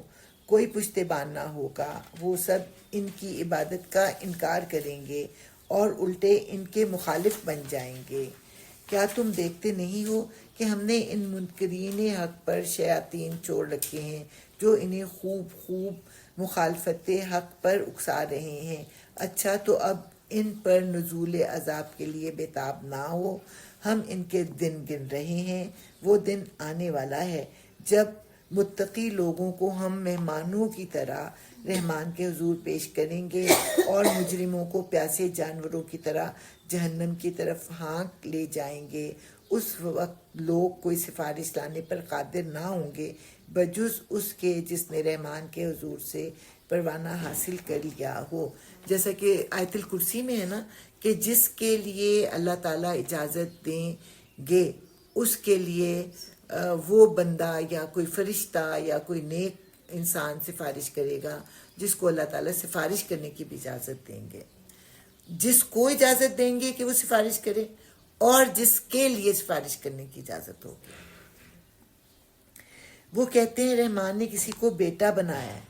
سخت بےہودہ بات ہے جو تم لوگ گھڑ لائے ہو. قریب ہے آسمان پھٹ پڑنے، زمین شق ہو جائے اور پہاڑ گر جائیں اس بات پر کہ لوگوں نے رحمان کے لیے اولاد ہونے کا دعویٰ کیا ہے. یعنی یہ بھی سخت ترین غصے والی آیت ہے جو کہ اولاد کے بارے میں اللہ تعالیٰ نے قرآن میں بیان کی ہے. رحمان کی یہ شان نہیں ہے کہ وہ کسی کو بیٹا بنائے. زمین اور آسمانوں کے اندر جو بھی ہیں سب اس کے حضور بندوں کی حیثیت سے پیش ہونے والے ہیں. سب پر وہ محیط ہے اور اس نے ان کو شمار کر رکھا ہے. سب قیامت کے روز فردن فردن اس کے سامنے حاضر ہوں گے. یقیناً جو لوگ ایمان لے آئے ہیں اور عمل صالح کر رہے ہیں ان قریب رحمان ان کے لیے دلوں میں محبت پیدا کر دے گا. بس اے محمد صلی اللہ علیہ وسلم اس کلام کو ہم نے آسان کر کے تمہاری زبان میں اسی لیے نازل کیا ہے کہ تم پرہیزگاروں کو خوشخبری دے دو اور ہٹ دھرم لوگوں کو ڈرا دو. ان سے پہلے ہم کتنی ہی قوموں کو ہلاک کر چکے ہیں، پھر آج کہیں تم ان کا نشان پاتے ہو یا ان کی بھنک بھی کہیں سنائی دیتی ہے. یہ جو عربی میں ہے نا، اس کے الفاظ بہت ڈرانے والے ہیں کہ کہیں تمہیں ان کی آہٹ بھی سنائی دیتی ہے یا کہیں تمہیں ان کا نشان بھی کہیں ملتا ہے. اس لیے میں کہتی ہوں کہ عربی میں قرآن کو سمجھنا سیکھیں. جو لطف اور جو اثر اس میں ہے نا، ترجمہ پڑھنے یا سننے میں نہیں ہے. سورہ طٰہٰ، جیسے سورہ یوسف میں حضرت یوسف کا ہی قصہ بیان ہوا تھا نا، تو سورہ طٰہٰ میں حضرت موسیٰ کا قصہ اللہ تعالیٰ نے بہت تفصیل سے بیان کیا ہے. سورہ طٰہٰ کی ایک خصوصیت یہ بھی ہے کہ حضور صلی اللہ علیہ وسلم کو بتایا گیا کہ اللہ تعالیٰ کے اسم اعظم سورہ بقرہ میں، سورہ آل عمران میں یا سورہ طٰہٰ میں اس کو ڈھونڈو. تو پھر لوگوں نے ڈھونڈ کر حی القیوم کا لفظ جو تھا وہ ڈھونڈا، جو کہ سورہ طٰہٰ میں بھی ابھی آگے آئے گا. اور تیسری خاص بات سورہ طٰہٰ کی یہ ہے کہ حضرت عمر اس کو سن کر مسلمان ہوئے تھے. وہ تو گھر سے چلے تھے حضور صلی اللہ علیہ وسلم کو قتل کرنے، کہ کسی نے تانا دیا کہ ذرا اپنے گھر کی تو خبر لو. پوچھا کیا کہتے ہو؟ کہا ذرا اپنی بہن کے گھر جاؤ. تو باہر سے تلاوت کی آوازیں آئیں، اور جب عمر کی آواز سنی تو انہوں نے چھپا دیے. تو بہن کے گھر گئے، کہا کیا پڑھ رہے تھے؟ بہن نے انکار کیا. انہوں نے پھر خوب مارا بہنوئی کو بھی اور بہن کو بھی. پھر بہن کا خون دیکھ کے دل تھوڑا سا پسیجا، تو کہنے لگے مجھے سناؤ. تو کہنے لگی کہ تم پہلے نہا کے آؤ پھر میں تمہیں سناؤں گی. پھر وہ نہا کے آئے. پھر جب انہوں نے سورہ طٰہٰ کو سنا تو ایک دم ان کا دل جو تھا وہ بدل گیا.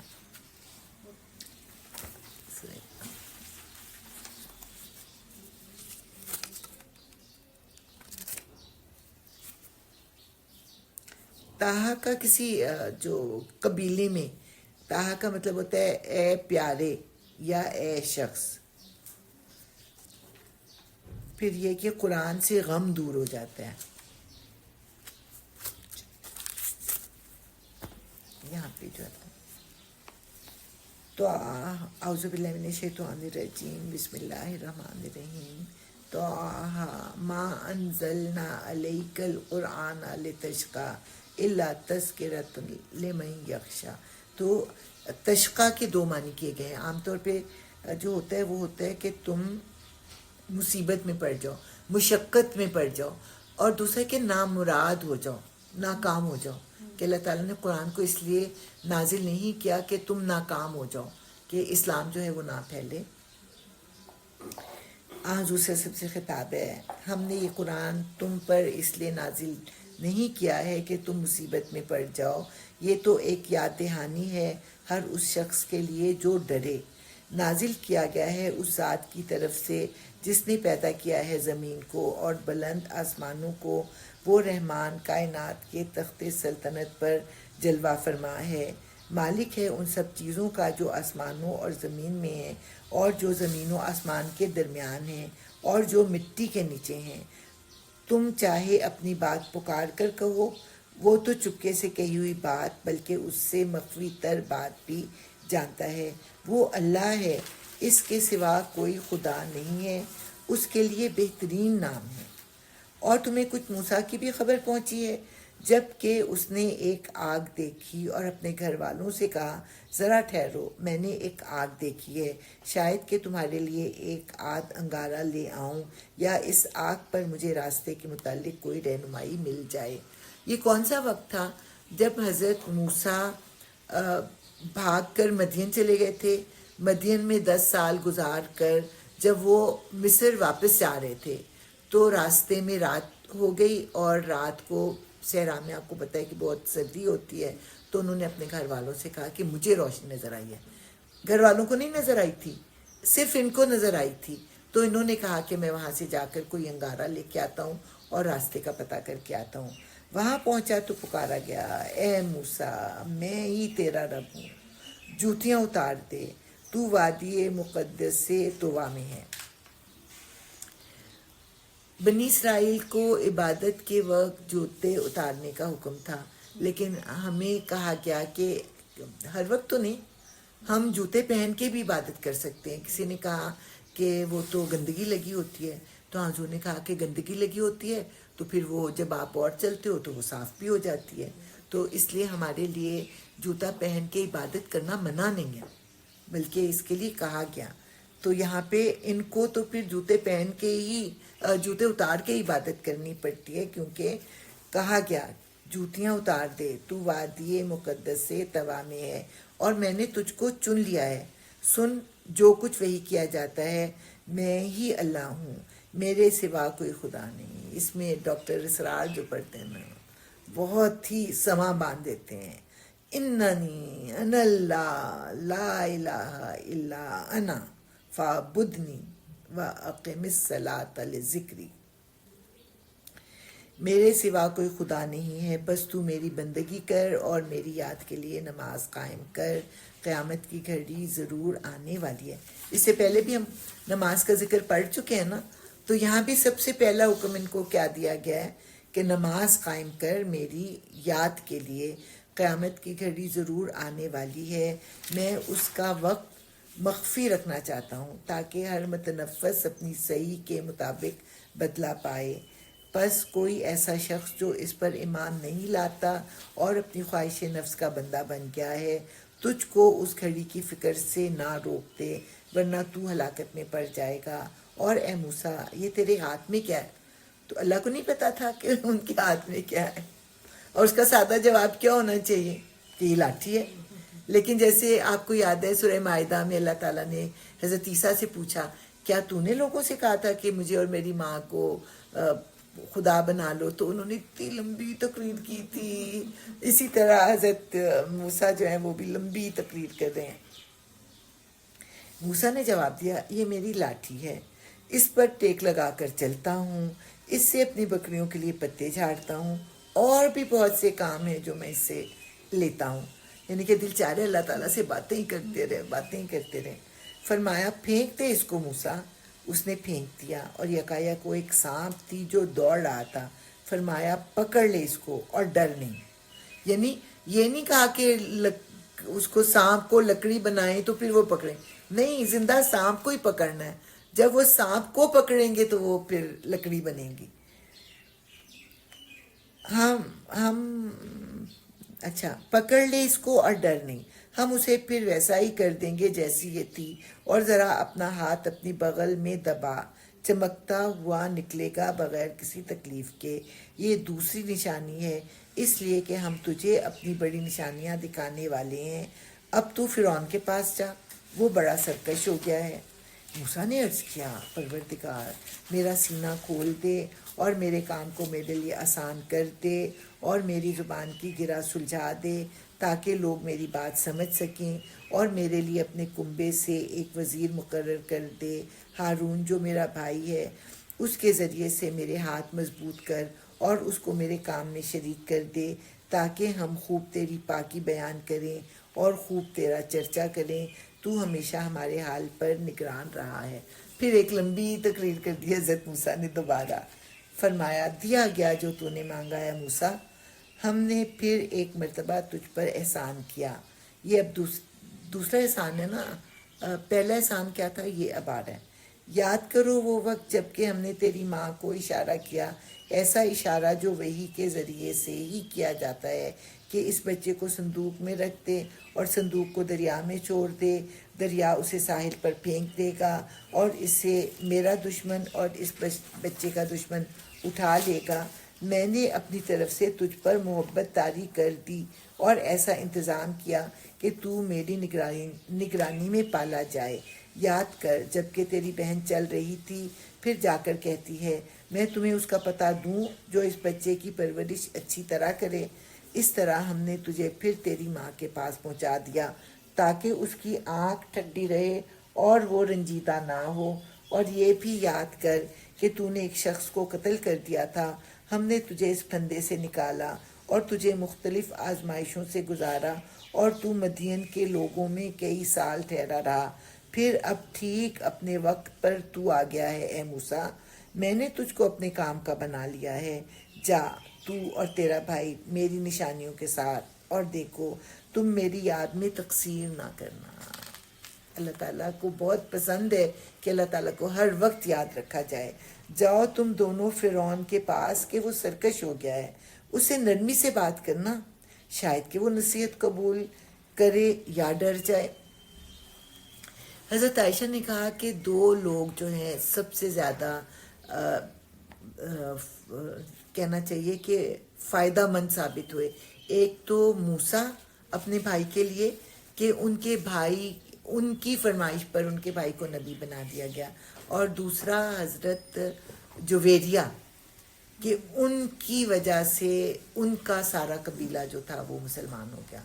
تو ان دونوں کی حضرت عائشہ نے بہت تعریف کی۔ دونوں نے عرض کیا پروردگار ہمیں اندیشہ ہے کہ وہ ہم پر زیادتی کرے گا یا پل پڑے گا۔ فرمایا ڈرو مت، میں تمہارے ساتھ ہوں، سب کچھ سن رہا ہوں اور دیکھ رہا ہوں۔ جاؤ اس کے پاس اور کہو ہم تیرے رب کے فرستادے ہیں، بنی اسرائیل کو ہمارے ساتھ جانے کے لیے چھوڑ دے اور ان کو تکلیف نہ دے۔ ہم تیرے پاس تیرے رب کی نشانی لے کر آئے ہیں، اور سلامتی ہے اس کے لیے جو رائے راست کی پیروی کرے۔ ہم کو وحی سے بتایا گیا ہے کہ عذاب ہے اس کے لیے جو جھٹلائے اور منہ موڑے۔ تو دو باتیں لے کر حضرت موسیٰ جو تھے وہ فرعون کے پاس آئے تھے۔ ایک بات تو یہ کہ بنی اسرائیل کو چھوڑ دے تاکہ ہم اپنے وطن میں واپس چلے جائیں، اور دوسرا یہ کہ تو اللہ تعالیٰ پر ایمان لا کہ وہی ایک اکیلا رب ہے۔ فرعون نے کہا اچھا تو پھر تم دونوں کا رب کون ہے اے موسیٰ؟ موسیٰ نے جواب دیا ہمارا رب وہ ہے جس نے ہر چیز کو اس کی ساخت بخشی، پھر اس کو راستہ بتایا، یعنی جس چیز کو جس مقصد کے لیے پیدا کیا تھا اس کے مطابق اس کو ساخت بخشی اور وہ کام کرنا اس کو سکھایا۔ فرعون بولا اور پہلے جو نسلیں گزر چکی ہیں ان کی پھر کیا حالت تھی؟ موسیٰ نے کہا اس کا علم میرے رب کے پاس ایک نوشتے میں محفوظ ہے، میرا رب نہ چوکتا ہے نہ بھولتا ہے، وہی جس نے تمہارے لیے زمین کا فرش بچھایا، اس میں تمہارے چلنے کو راستے بنائے اور اوپر سے پانی برسایا، پھر اس کے ذریعے سے مختلف اقسام کی پیداوار نکالی، کھاؤ اور اپنے جانوروں کو بھی چراؤ، یقیناً اس میں بہت سی نشانیاں ہیں عقل رکھنے والوں کے لیے۔ اسی زمین سے ہم نے تم کو پیدا کیا ہے، اسی میں ہم تمہیں واپس لے جائیں گے اور اسی سے تم کو دوبارہ نکالیں گے۔ ہم نے فرعون کو اپنی سبھی نشانیاں دکھائیں مگر وہ جھٹلائے چلا گیا اور نہ مانا۔ کہنے لگا اے موسیٰ کیا تو ہمارے پاس اس لیے آیا ہے کہ اپنے جادو کے زور سے ہم کو ہمارے ملک سے نکال باہر کرے؟ اچھا ہم بھی تیرے مقابلے میں ویسا ہی جادو لاتے ہیں، طے کر لے کب اور کہاں مقابلہ کرنا ہے، نہ ہم اس قرارداد سے پھریں نہ تو پھریو، کھلے میدان میں سامنے آ جا۔ موسیٰ نے کہا جشن کا دن طے ہوا اور دن چڑھے لوگ جمع ہوں۔ فرعون نے پلٹ کر اپنے سارے ہتھ کنڈے جمع کیے اور مقابلے میں آ گیا۔ موسیٰ نے عین موقع پر گروہ مقابل کو مخاطب کر کے کہا شامت کے مارو، نہ جھوٹی تہمتیں باندھو اللہ پر، ورنہ ایک سخت عذاب سے تمہارا ستیہ ناش کر دے گا، جھوٹ جس نے بھی گھڑا وہ نامراد ہوا۔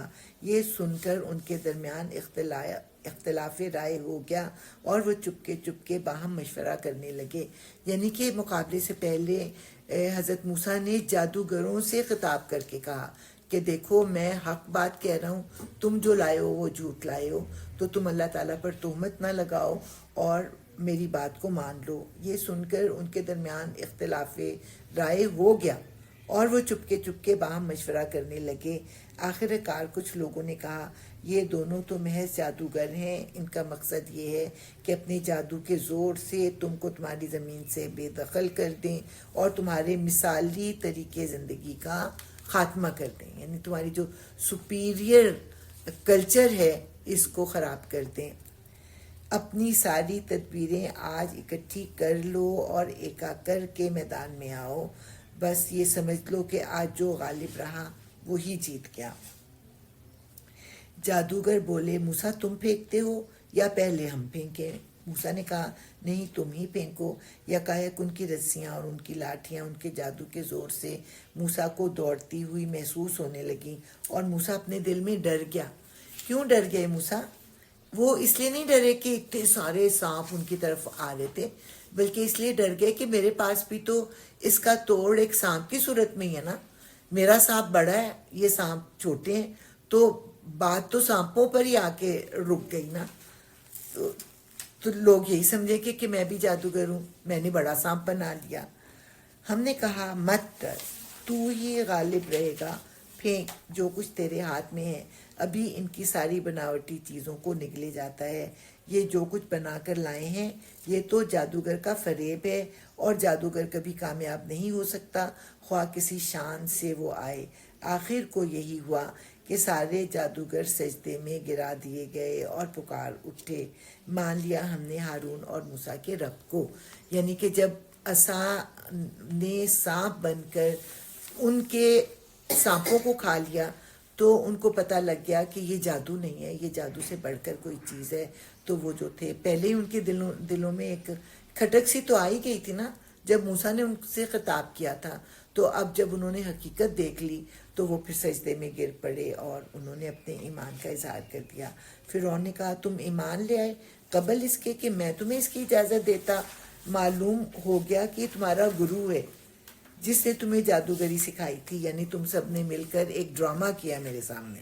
اچھا اب میں تمہارے ہاتھ پاؤں مخالف سمتوں سے کٹواتا ہوں اور کھجور کے تنوں پر تم کو سولی دیتا ہوں، پھر تمہیں پتہ چل جائے گا کہ ہم دونوں میں سے کس کا عذاب زیادہ سخت اور دیر پا ہے، یعنی میں تمہیں زیادہ سخت سزا دے سکتا ہوں یا موسیٰ. جادوگروں نے جواب دیا قسم ہے اس ذات کی جس نے ہمیں پیدا کیا ہے، یہ ہرگز نہیں ہو سکتا کہ ہم روشن معجزے سامنے آ جانے کے بعد بھی صداقت پر تجھے ترجیح دیں.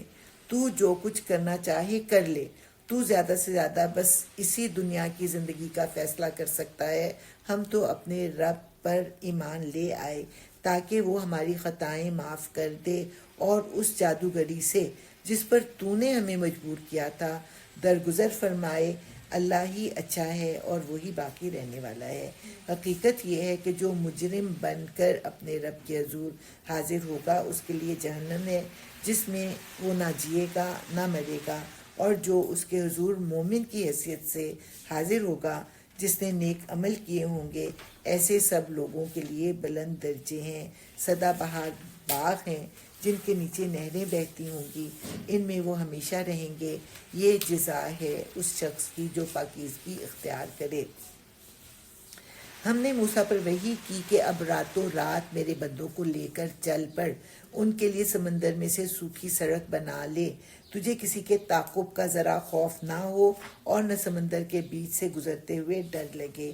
پیچھے سے فرعون اپنے لشکر لے کر پہنچا، پھر سمندر ان پر چھا گیا جیسا کہ چھا جانے کا حق تھا. فرعون نے اپنی قوم کو گمراہ ہی کیا، کوئی صحیح رہنمائی نہیں کی تھی. اب جو ہے فرعون ڈوب گیا. اب آگے سے کہانی جو ہے وہ شروع ہو گئی. اے بنی اسرائیل، ہم نے تم کو تمہارے دشمن سے نجات دی اور طور کے دائیں جانب تمہاری حاضری کے لیے وقت مقرر کیا اور تم پر من و سلوہ اتارا. کھاؤ ہمارا دیا ہوا پاک رزق اور اسے کھا کر سرکشی نہ کرو، ورنہ تم پر میرا غضب ٹوٹ پڑے گا. اور جس پر میرا غضب ٹوٹا وہ پھر گر کر ہی رہا. البتہ جو توبہ کر لے اور ایمان لائے اور نیک عمل کرے پھر سیدھا چلتا رہے، اس کے لیے میں بہت درگزر کرنے والا ہوں. اور کیا چیز تمہیں اپنی قوم سے پہلے لے آئی موسیٰ؟ حضرت موسیٰ سے کہا گیا تھا کہ اپنی قوم کو لے کر حاضر ہو. تو حضرت موسیٰ نے کہا قوم تو گھسٹ گھسٹ کر چلے گی، میں جلدی سے چلا جاتا ہوں. تو وہ پہلے چلے گئے. تو اللہ تعالیٰ نے پوچھا کہ کیا چیز تمہیں اپنی قوم سے پہلے لے آئی؟ اس نے عرض کیا وہ بس میرے پیچھے آ ہی رہے ہیں، میں جلدی کر کے تیرے حضور آ گیا ہوں اے میرے رب تاکہ تو مجھ سے خوش ہو جائے. فرمایا اچھا تو سن، ہم نے تمہارے پیچھے تمہاری قوم کو آزمائش میں ڈال دیا اور سامری نے انہیں گمراہ کر ڈالا. موسیٰ سا غصے اور رنج کی حالت میں اپنی قوم کی طرف پلٹا. جا کر اس نے کہا اے میری قوم کے لوگوں، کیا تمہارے رب نے تم سے اچھے وعدے نہیں کیے تھے؟ کیا تمہیں دن لگ گئے ہیں، یا تم اپنے رب کا غضب ہی اپنے اوپر لانا چاہتے تھے کہ تم نے مجھ سے وعدہ خلافی کی؟ انہوں نے جواب دیا، ہم نے آپ سے وعدہ خلافی کچھ اپنے اختیار سے نہیں کی، معاملہ یہ ہوا کہ لوگوں کے زیورات کے بوجھ سے ہم لد گئے۔ اپنے زیورات کے بوجھ سے نہیں، لوگوں کے زیورات کے بوجھ سے ہم لد گئے، اور ہم نے بس ان کو پھینک دیا تھا۔ پھر اسی طرح سامری نے بھی کچھ ڈالا اور ان کے لیے ایک بچڑے کی مورت بنا کر نکال لایا جس میں سے بیل کی سی آواز نکلتی تھی۔ اب اتنے زیورات کہاں سے آئے ان کے پاس؟ جو بنی اسرائیل کی روایات ہیں ان میں تو یہ ہے کہ جب ان کے نکلنے کا فیصلہ ہو گیا تو موسیٰ نے ان کو حکم دیا کہ جاؤ اپنے ہمسایوں سے زیورات ادھار مانگ کے لاؤ کہ ہمیں کسی فنکشن پہ جانا ہے، اور پھر وہ زیورات لے کے تو وہاں سے نکل گئے۔ لیکن کسی رسول سے یہ بات ہم توقع نہیں کر سکتے۔ اصل میں ایسا تھا کہ لوگ ان پر اعتماد کر کے اپنی امانتیں ان کے پاس رکھواتے تھے، اور اگر یہ زیورات کو واپس کرتے تو سب کو پتہ چل جاتا کہ یہ لوگ کہیں جا رہے ہیں، اور فرعون کو خبر مل جاتی اور ان کا جانا مشکل میں پڑ جاتا۔ اس لیے مجبوراً یہ زیورات ان کو اپنے ساتھ لے کے آنے پڑے۔ اور زیورات کا کتنا بوجھ ہوتا ہے، لیکن ان کے ضمیر پر زیورات کا بوجھ تھا، اس لیے۔ اور اپنے زیورات کو کون پھینکتا ہے؟ کہ سامنے نے کہا زیورات پھینک دو تو انہوں نے زیورات پھینک دیے۔ تو یقیناً ان کے کانشیس میں یہ بات تھی کہ یہ زیورات ہمارے نہیں ہیں اور ان سے پیچھا چھڑانا ہے۔ تو سامری نے پھر ایک بیل کے بچڑے کی سی صورت بنائی جس میں سے آواز نکلتی تھی، جس میں سے بیل کی سی آواز نکلتی تھی۔ لوگ پکار اٹھے، یہی ہے تمہارا خدا اور موسیٰ کا خدا۔ موسیٰ اسے بھول گیا، یعنی موسیٰ کو پتہ ہی نہیں کہ اصل خدا تو یہ ہے، وہ تو پتہ نہیں کس خدا کو ڈھونڈنے کے لیے پہاڑ پر چلا گیا ہے۔ کیا وہ دیکھتے نہ تھے کہ نہ وہ ان کی بات کا جواب دیتا ہے اور نہ ان کے نفع و نقصان کا کچھ اختیار رکھتا ہے؟ ہارون موسیٰ کے آنے سے پہلے ہی ان سے کہہ چکا تھا کہ لوگوں تم اس کی وجہ سے فتنے میں پڑ گئے ہو، تمہارا رب تو رحمان ہے، بس تم میری پیروی کرو اور میری بات مانو۔ مگر انہوں نے اس سے کہہ دیا، ہم تو اسی کی پرستش کرتے رہیں گے جب تک کہ موسیٰ واپس نہ آ جائے۔ موسیٰ قوم کو ڈانٹنے کے بعد ہارون کی طرف پلٹا اور بولا، ہارون، تم نے جب دیکھا تھا کہ یہ گمراہ ہو رہے ہیں تو کس چیز نے تمہارا ہاتھ پکڑا تھا کہ میرے طریقے پر عمل نہ کرو؟ کیا تم نے میرے حکم کی خلاف ورزی کی؟ ہارون نے جواب دیا، اے میری ماں کے بیٹے۔ حضرت موسیٰ بڑے غصے والے تھے نا، اور غصے کی حالت میں کوئی بات کہنا جو تھا وہ ان کو سنوانا ناممکن تھا، لیکن بیچ میں ماں کا جب ذکر آیا تو ایک دم وہ ٹھنڈے ہو گئے اور انہوں نے توجہ سے اپنے بھائی کی بات کو سنا۔ اے میری ماں کے بیٹے، میری داڑھی نہ پکڑ، نہ میرے سر کے بال کھینچ، مجھے اس بات کا ڈر تھا کہ تو آ کر کہے گا تم نے بنی اسرائیل میں پھوٹ ڈال دی اور میری بات کا پاس نہ کیا۔ موسیٰ نے کہا، اور سامری تیرا کیا معاملہ ہے؟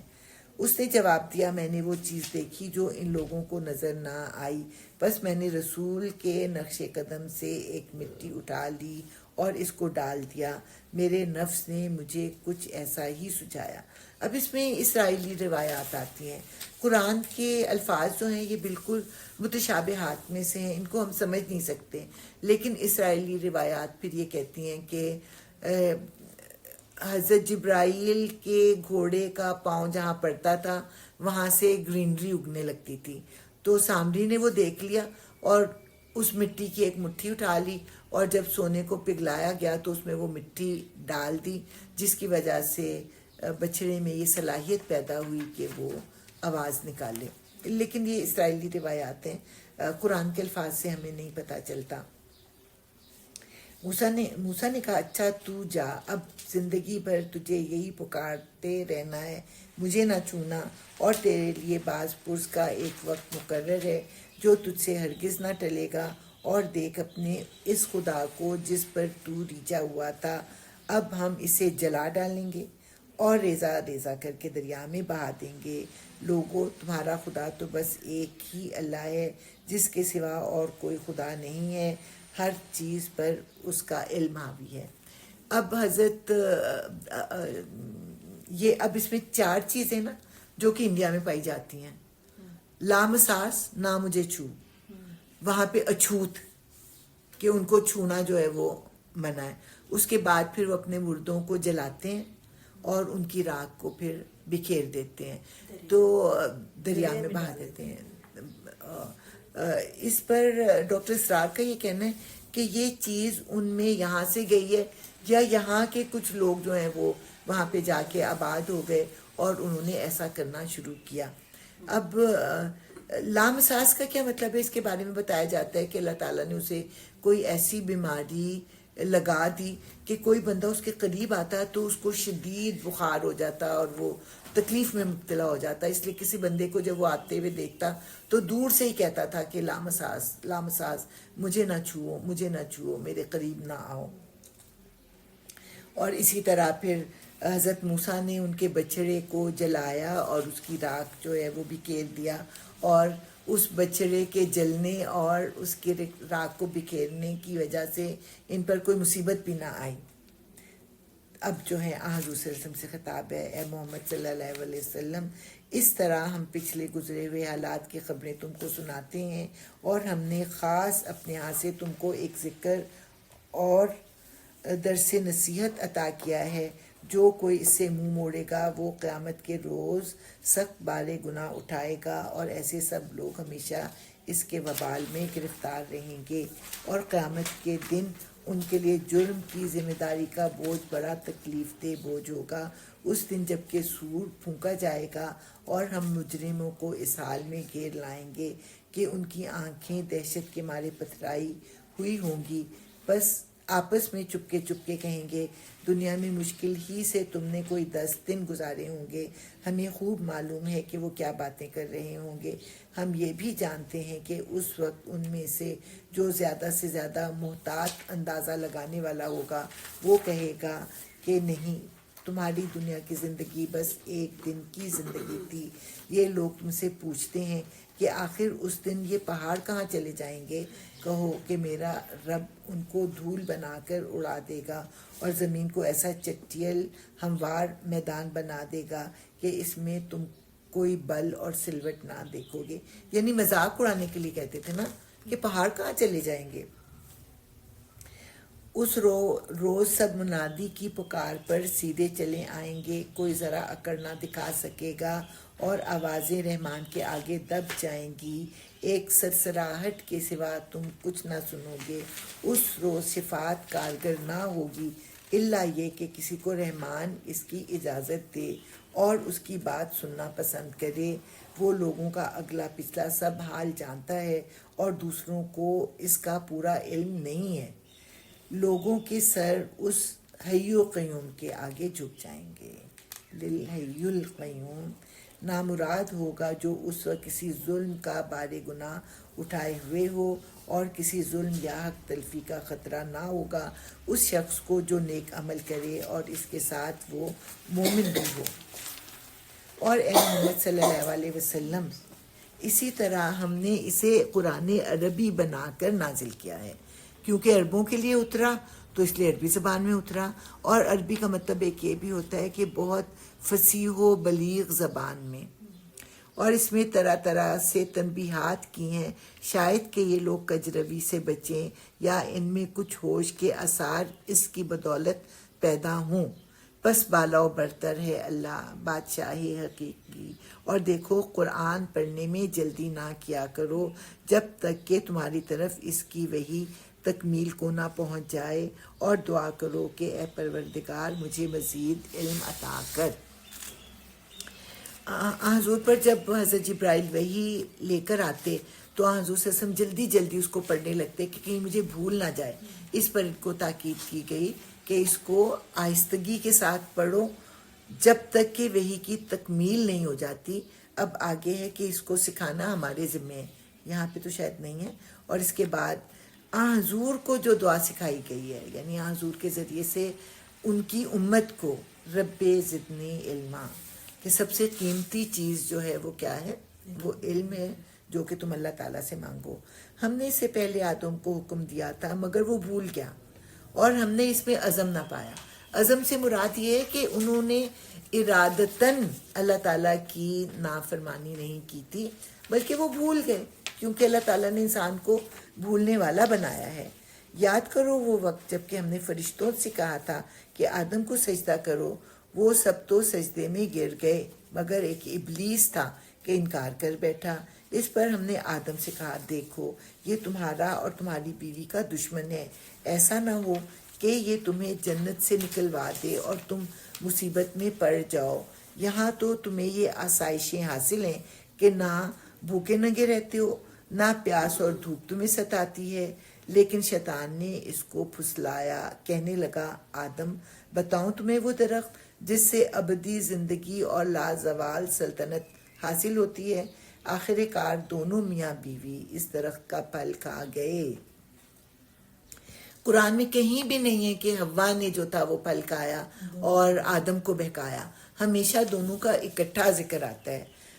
نتیجہ یہ ہوا کہ فوراً ہی ان کے سطر ایک دوسرے کے آگے کھل گئے اور لگے دونوں اپنے آپ کو جنت کے پتوں سے ڈھانکنے.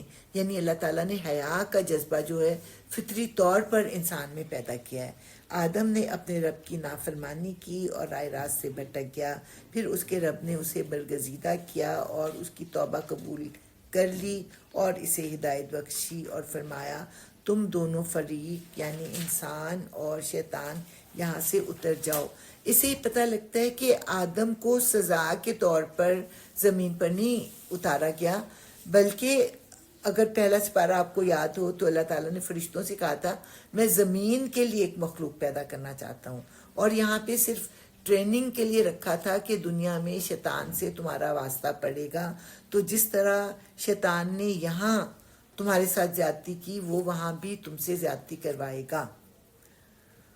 تم ایک دوسرے کے دشمن رہو گے. اب اگر میری طرف سے تمہیں کوئی ہدایت پہنچے تو جو کوئی میری ہدایت کی پیروی کرے گا وہ نہ بھٹکے گا نہ بدبختی میں مبتلا ہوگا اور جو میرے ذکر یعنی درس نصیحت سے منہ موڑے گا اس کے لیے دنیا میں تنگ زندگی ہوگی.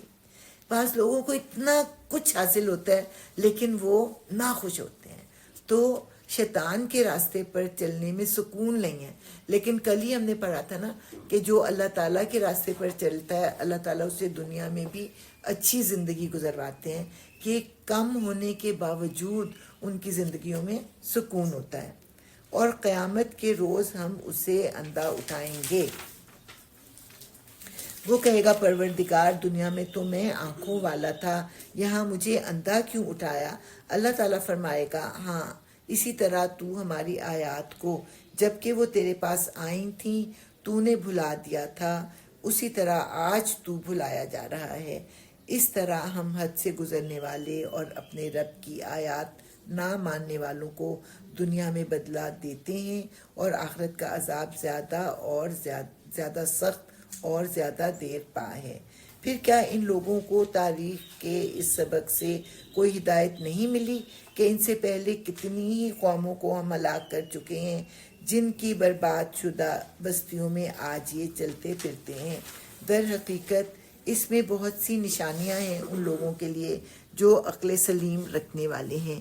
اگر تیرے رب کی طرف سے پہلے ایک بات طے نہ کر دی گئی ہوتی اور مہلت کی ایک مدت مقرر نہ کی جا چکی ہوتی تو ضرور ان کا بھی فیصلہ چکا دیا جاتا. بس اے محمد صلی اللہ علیہ وسلم جو باتیں یہ لوگ بناتے ہیں ان پر صبر کرو اور اپنے رب کی حمد و ثنا کے ساتھ اس کی تسبیح کرو. سورج نکلنے سے پہلے اور غروب ہونے سے پہلے اور رات کے اوقات میں بھی تسبیح کرو. اب یہاں پہ عصر کی نماز آ گئی نا, اس کا کافی کنفیوژن ہوتا ہے کہ عصر کی نماز کہاں سے آ گئی. تو یہ ہے غروب ہونے سے پہلے اور رات کے اوقات میں بھی تسبیح کرو اور دن کے کناروں پر بھی, شاید کہ تم راضی ہو جاؤ اور نگاہ اٹھا کر بھی نہ دیکھو دنیاوی زندگی کی اس شان و شوکت کو جو ہم نے ان میں سے مختلف قسم کے لوگوں کو دے رکھی ہے. وہ تو ہم نے انہیں آزمائش میں ڈالنے کے لیے دی ہے، اور تیرے رب کا دیا ہوا رزق حلال ہی بہتر اور پائندہ تر ہے۔ اپنے اہل و عیال کو نماز کی تلقین کرو۔ اب کس سے بات ہو رہی ہے؟ حضور صلی اللہ علیہ وسلم سے ہو رہی ہے۔ تو حضرت عیسیٰ نے بھی نماز کی تلقین کی، حضرت موسیٰ نے بھی کی، اور یہاں پہ اللہ تعالیٰ جو ہیں حضور صلی اللہ علیہ وسلم سے ہمیں نماز کی تلقین کرا رہے ہیں۔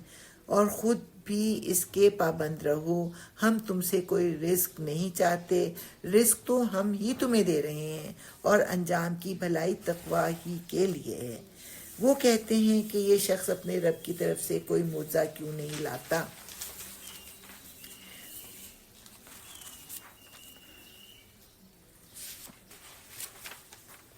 اور کیا ان کے پاس اگلے صحیفوں کی تمام تعلیمات کا بیان نہیں آ گیا؟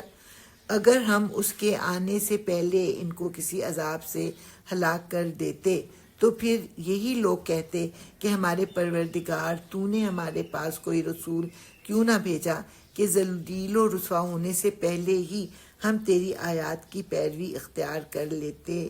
اے محمد صلی اللہ علیہ وسلم ان سے کہو ہر ایک انجام کار کے انتظار میں ہے، بس اب منتظر رہو، ان قریب تمہیں معلوم ہو جائے گا کہ کون سیدھی راہ چلنے والے ہیں اور کون ہدایت یافتہ ہیں۔ چلیں الحمدللہ۔ اب سورہ الانبیاء، یہ بھی بس سیدھی سادی صورت ہے، اس میں بھی نبیوں کے حالات و واقعات ہیں اور تھوڑی سا نصیحتیں ہیں۔ اب میں سوا سے پارہ کر رہی ہوں نا تاکہ ذرا جلدی صحیح ہو جائے۔ اعوذ باللہ من الشیطان الرجیم، بسم اللہ الرحمن الرحیم۔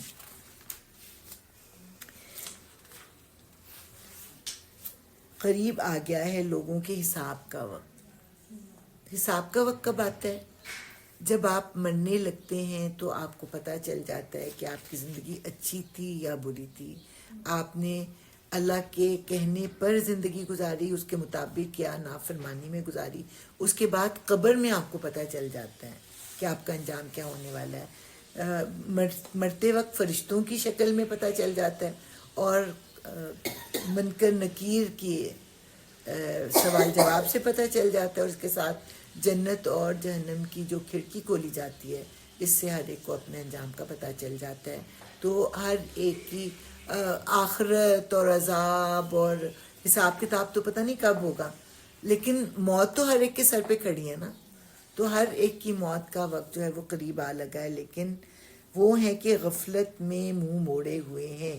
ان کے پاس جو تازہ نصیحت بھی ان کے رب کی طرف سے آتی ہے اس کو بتکلف سنتے ہیں اور کھیل میں پڑے رہتے ہیں، یعنی کہ کوئی اثر ہی نہیں ہوتا اور اس پر عمل ہی نہیں کرتے، دل ان کے دوسری ہی فکروں میں منہمک ہیں، اور ظالم آپس میں سرگوشیاں کرتے ہیں کہ یہ شخص آخر تم جیسا ایک بشر ہی تو ہے، پھر کیا تم آنکھوں دیکھتے جادو کے پندے میں پھنس جاؤ گے؟ یعنی کہ لوگ آپ کو جادوگر قرار دیتے تھے اور اپنے ساتھیوں سے کہتے تھے کہ تم بھی جادو میں مبتلا ہو جاؤ گے۔ رسول نے کہا میرا رب ہر اس بات کو جانتا ہے جو آسمان اور زمین میں کی جائے، وہ سمیع اور علیم ہے۔ وہ کہتے ہیں بلکہ یہ پراگندہ خواب ہیں، بلکہ یہ اس کی من گھڑت ہے، بلکہ یہ شخص شاعر ہے۔ یعنی کسی ایک بات پر وہ خود بھی نہیں ٹھہرتے تھے، طرح طرح کی تعویلیں دیتے تھے، ورنہ یہ لائق کوئی نشانی جس طرح پرانے زمانے کے رسول نشانیوں کے ساتھ بھیجے گئے تھے، حالانکہ ان سے پہلے کوئی بستی بھی جسے ہم نے ہلاک کیا ایمان نہ لائی، کیا اب یہ ایمان لائیں گے؟ یعنی معجزہ دیکھنے کے بعد بھی کوئی بستی ایمان نہ لائی تھی، اور یہ لوگ بھی معجزہ دیکھنے کے بعد ایمان نہ لائیں گے۔ اور اے محمد صلی اللہ علیہ وسلم، تم سے پہلے بھی ہم نے انسانوں ہی کو رسول بنا کر بھیجا تھا جن پر ہم وحی کیا کرتے تھے۔ تم لوگ اگر علم نہیں رکھتے تو اہل کتاب سے پوچھ لو، ان رسولوں کو ہم نے کوئی ایسا جسم نہیں دیا تھا کہ وہ کھاتے نہ ہوں، اور نہ وہ سدا جینے والے تھے۔ پھر دیکھ لو کہ آخر کار ہم نے ان کے ساتھ اپنے وعدے پورے کیے، اور انہیں جس کو ہم نے چاہا بچا لیا، اور حد سے گزر جانے والوں کو ہلاک کر دیا۔ لوگو، ہم نے تمہاری طرف ایک ایسی کتاب بھیجی ہے جس میں تمہارا ہی ذکر ہے، کیا تم سمجھتے نہیں ہو کتنی ہی ظالم بستیاں ہیں جن کو ہم نے پیس کر رکھ دیا اور ان کے بعد دوسری کسی قوم کو اٹھایا، جب ان کو ہمارا عذاب محسوس ہوا تو لگے وہاں سے بھاگنے، کہا گیا بھاگو نہیں، جاؤ اپنے انہی گھروں اور عیش کے سامانوں میں جن کے اندر تم چین کر رہے تھے، شاید کہ تم سے پوچھا جائے۔ کہنے لگے ہائے ہماری کمبختی، بے شک ہم خطاوار تھے، اور وہ یہی پکارتے رہے یہاں تک کہ ہم نے ان کو کھلیان کر دیا، زندگی کا ایک شرارہ تک ان میں نہ رہا۔ ہم نے اس آسمان اور زمین کو اور جو کچھ بھی ان میں ہے کچھ کھیل کے طور پر نہیں بنایا ہے۔ اگر ہم کوئی کھلونا بنانا چاہتے اور بس یہی کچھ ہمیں کرنا ہوتا تو اپنے ہی پاس سے کر لیتے، مگر ہم تو باطل پر حق کی چوٹ لگاتے ہیں جو اس کا سر توڑ دیتی ہے، اور وہ دیکھتے دیکھتے مٹ جاتا ہے، اور تمہارے لیے تباہی ہے ان باتوں کی وجہ سے جو تم بناتے ہو۔ اب یہاں پہ شرک کی تردید ہو رہی ہے۔ زمین اور آسمانوں میں جو مخلوق بھی ہے اللہ کی ہے، اور جو فرشتے اس کے پاس ہیں وہ نہ اپنے آپ کو بڑا سمجھ کر اس کی بندگی سے سرتابی کرتے ہیں اور نہ ملول ہوتے ہیں، شب و روز اس کی تسبیح کرتے رہتے ہیں، دم نہیں لیتے۔ یعنی مکہ کے لوگ فرشتوں کو اللہ کی بیٹیاں قرار دیتے تھے اور پھر ان سے امید رکھتے تھے کہ وہ ان کی سفارش کریں گے۔ ان کے اس عقیدے کو اللہ تعالیٰ جو ہیں وہ ختم کرنے کے لیے ان آیتوں میں بیان کر رہے ہیں کہ فرشتے تو خود اس کی بندگی کر رہے ہوتے ہیں اور اس کے حکم کو قبول کر رہے ہوتے ہیں۔ کیا ان لوگوں کے بنائے ہوئے عرضی خدا ایسے ہیں کہ بے جان کو جان بخش کر اٹھا کھڑا کرتے ہوں؟ اگر زمین و آسمان میں ایک اللہ کے سوا دوسرے خدا بھی ہوتے تو زمین اور آسمانوں دونوں کا نظام بگڑ جاتا۔ بس پاک ہے اللہ رب العرش ان باتوں سے جو یہ لوگ بنا رہے ہیں۔ وہ اپنے کاموں کے لیے کسی کے آگے جواب دہ نہیں ہے اور سب جواب دہ ہیں۔ کیا اسے چھوڑ کر انہوں نے دوسرے خدا بنا لیے ہیں؟ اے محمد صلی اللہ علیہ وسلم ان سے کہو لاؤ اپنی دلیل، یہ کتاب بھی موجود ہے جس میں میرے دور کے لوگوں کے لیے نصیحت ہے، اور وہ کتابیں بھی موجود ہیں جن میں مجھ سے پہلے لوگوں کے لیے نصیحت تھی، مگر ان میں سے اکثر لوگ حقیقت سے بے خبر ہیں، اس لیے منہ موڑے ہوئے ہیں۔ ہم نے تم سے پہلے جو رسول بھی بھیجا ہے اس کو یہی وحی کی ہے کہ میرے سوا کوئی خدا نہیں ہے، بس تم لوگ میری ہی بندگی کرو۔ یہ کہتے ہیں رحمان اولاد رکھتا ہے، سبحان اللہ، وہ تو بندے ہیں جنہیں عزت دی گئی ہے۔ یعنی کہ فرشتوں کو مکہ کے لوگ اللہ کی بیٹیاں کہتے تھے نا، تو اس پر اللہ تعالیٰ کہہ رہے ہیں کہ وہ تو بندے ہیں جنہیں عزت دی گئی ہے، اس کے حضور بڑھ کر بولتے نہیں اور بس اس کے حکم پر عمل کرتے ہیں۔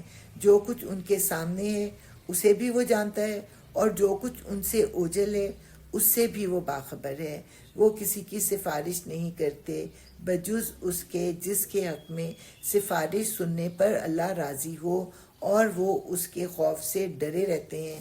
اور جو ان میں سے کوئی کہہ دے کہ اللہ کے سوا میں بھی ایک خدا ہوں تو اسے ہم جہنم کی سزا دیں، ہمارے ہاں ظالموں کا یہی بدلہ ہے۔ کیا وہ لوگ جنہوں نے نبی کی بات ماننے سے انکار کر دیا ہے غور نہیں کرتے کہ یہ سب آسمان اور زمین باہم ملے ہوئے تھے، ہم نے انہیں جدا کیا اور پانی سے ہر زندہ چیز پیدا کی۔ یعنی سائنس بھی آج یہی کہہ رہی ہے نا جو قرآن نے 1400 سال پہلے کہہ دیا تھا۔ تو ہر زندہ چیز پانی سے پیدا کی۔ کیا وہ ہماری اس خلاقی کو نہیں مانتے؟ اور ہم نے زمین میں پہاڑ جما دیے تاکہ وہ انہیں لے کر ڈھلک نہ جائے، اور اس میں کشادہ راہیں بنا دیں شاید کہ لوگ اپنا راستہ معلوم کر لیں۔ اور ہم نے آسمان کو ایک محفوظ چھت بنا دیا، مگر یہ ہے کہ اس کی نشانیوں کی طرف توجہ ہی نہیں کرتے۔ اور وہ اللہ ہی ہے جس نے رات اور دن بنائے اور سورج اور چاند کو پیدا کیا، سب ایک ایک فلک میں تیر رہے ہیں۔ اور اے محمد صلی اللہ علیہ وسلم ہمیشگی تو ہم نے تم سے پہلے بھی کسی انسان کے لیے نہیں رکھی ہے۔ اگر تم مر گئے تو کیا یہ لوگ ہمیشہ جیتے رہیں گے؟ ہر جاندار کو موت کا مزہ چکھنا ہے، اور ہم اچھے اور برے حالات میں ڈال کر تم سب کی آزمائش کر رہے ہیں، آخر کار تمہیں ہماری ہی طرف پلٹنا ہے۔ یہ منکرین حق جب تمہیں دیکھتے ہیں تو تمہارا مذاق بنا لیتے ہیں، کہتے ہیں کیا یہ ہے وہ شخص جو تمہارے خداؤں کا ذکر کیا کرتا ہے؟ اور ان کا اپنا حال یہ ہے کہ رحمان کے ذکر سے منکر ہیں۔ انسان جلد باز مخلوق ہے، ابھی میں تم کو اپنی نشانیاں دکھائے دیتا ہوں، جلدی نہ مچاؤ۔ یہ لوگ کہتے ہیں آخر یہ دھمکی پوری کب ہوگی اگر تم سچے ہو؟ کاش ان کافروں کو اس وقت کا کچھ علم ہوتا جبکہ یہ نہ اپنے منہ آگ سے بچا سکیں گے، نہ اپنی پیٹھیں، اور نہ کہیں سے ان کو مدد پہنچے گی۔ وہ بلا اچانک آئے گی اور انہیں اس طرح یکلخت جب دبوچ لے گی کہ یہ نہ اس کو دفع کر سکیں گے اور نہ ان کو لمحہ بھر مہلت ہی مل سکے گی۔ مذاق تم سے پہلے بھی رسولوں کا اڑایا جا چکا ہے، مگر ان کا مذاق اڑانے والے اسی چیز کے پھیر میں آ کر رہے جس کا وہ مذاق اڑاتے تھے۔ اے محمد صلی اللہ علیہ وسلم، ان سے کہو کون ہے جو رات کو یا دن کو تمہیں رحمان سے بچا سکتا ہو؟ مگر یہ اپنے رب کی نصیحت سے منہ موڑ رہے ہیں۔ کیا یہ کچھ ایسے خدا رکھتے ہیں جو ہمارے مقابلے میں ان کی حمایت کریں؟ وہ نہ تو خود اپنی ہی مدد کر سکتے ہیں اور نہ ہماری تائید ان کو حاصل ہے۔ اصل بات یہ ہے کہ ان لوگوں کو ان کے آباء و اجداد کو ہم زندگی کا سر و سامان دیے چلے گئے، یہاں تک کہ ان کو دن لگ گئے، مگر کیا انہیں نظر نہیں آتا کہ ہم زمین کو مختلف سمتوں سے گھٹاتے چلے آ رہے ہیں؟ پھر کیا یہ غالب آ جائیں گے؟ ان سے کہہ دو کہ میں تو وحی کی بنا پر تم کو متنبع کر رہا ہوں، مگر بہرے پکار کو نہیں سنا کرتے جبکہ انہیں خبردار کیا جائے، اور اگر تیرے رب کا عذاب ذرا سا انہیں چھو جائے تو ابھی چیخ اٹھیں گے کہ ہماری کمبختی، بے شک ہم خطاوار تھے۔ قیامت کے روز ہم ٹھیک ٹھیک تولنے والے ترازو رکھ دیں گے، پھر کسی شخص پر ذرا برابر ظلم نہ ہوگا، جس کا رائی کے دانے برابر بھی کچھ کیا دھرا ہوگا وہ ہم سامنے لے آئیں گے، اور حساب لگانے کے لیے ہم کافی ہیں۔ پہلے ہم موسیٰ اور ہارون کو فرقان اور روشنی اور ذکر عطا کر چکے ہیں ان متقی لوگوں کی بھلائی کے لیے جو بے دیکھے اپنے رب سے ڈریں اور جن کو حساب کی اس گھڑی کا کھٹکا لگا ہوا ہو۔ اور اب یہ بابرکت ذکر ہم نے تمہارے لیے نازل کیا ہے، پھر کیا تم اس کو قبول کرنے سے انکاری ہو؟ چلیں جی، آج کا لیسن ہو گیا۔ اللہ تعالیٰ ہم سب کا آنا بیٹھنا، قرآن کو سننا قبول فرمائے اور اس کا اجر ہمیں بڑھا چڑھا کے عطا فرمائے۔ یا اللہ پاک ہمیں اور ہماری اولادوں کو قرآن کو پڑھنے والا، سمجھنے والا، اس پر عمل کرنے والا، اسے دوسروں تک پہنچانے والا بنا دے۔ یا اللہ ہماری اولادوں کو نیک بنا، نیک نصیب بنا، ان کو نیک صحبت اور نیک زوج عطا فرما، ان کا انجام صالحین کے ساتھ کرنا، انہیں ہمارے لیے صدقہ جاریہ بنا دے، ہمیں اپنے ماں باپ کے لیے صدقہ جاریہ بنا دے۔ یا اللہ پاک تمام بیماروں کو مکمل صحت، زندگی اور تندرستی عطا فرما دے، ان کی تکلیفوں اور بیماریوں کو دور فرما دے۔ یا اللہ پاک تمام مومن مسلمان جو اس دنیا میں نہیں رہے، ہمارے ماں باپ کی، ہماری اولادوں، ہمارے استادوں کی مغفرت فرما دے، اور ہم سب کو جنت الفردوس میں اعلیٰ ترین درجات عطا فرما دے، ہم سب کی دلی مرادیں پوری فرما دے، ہم سب کی مشکلیں اور پریشانیاں دور فرما دے، ہم سب کے گھروں پر اپنی رحمتیں اور برکتیں اور عنایتیں اور عافیت اور سلامتی عطا فرما دے، اور خاص کر ہماری بہن عالیہ کے گھر پر اپنی خصوصی رحمتیں نازل فرما جس نے اس محفل کا اہتمام کیا۔ میری ان دعاؤں کو تمام امت محمد کے لیے قبول فرما لے، اور ہمارے ایمان، جان، مال اور آبرو کی حفاظت فرما۔ یا اللہ پاک ہمیں توفیق دے کہ ہم اس مرحلے کو، اس کام کو جو ہم نے بڑی محبت سے شروع کیا ہے، یا اللہ پاک اس کو تکمیل تک پہنچا سکیں۔ یا اللہ پاک ہمیں اس کی توفیق تیری ہی طرف سے عطا ہونے والی ہے۔ اور یا اللہ پاک ہم سب کو اس پر عمل کرنے والا بھی بنا دے. ربنا تقبل منا انک انت السمیع العلیم وتب علینا انک انت التواب الرحیم. سبحان ربک رب العزت عما یصفون وسلام علی المرسلین والحمد للہ رب العالمین. آمین ثم آمین. اللہم صلی علی محمد وعلی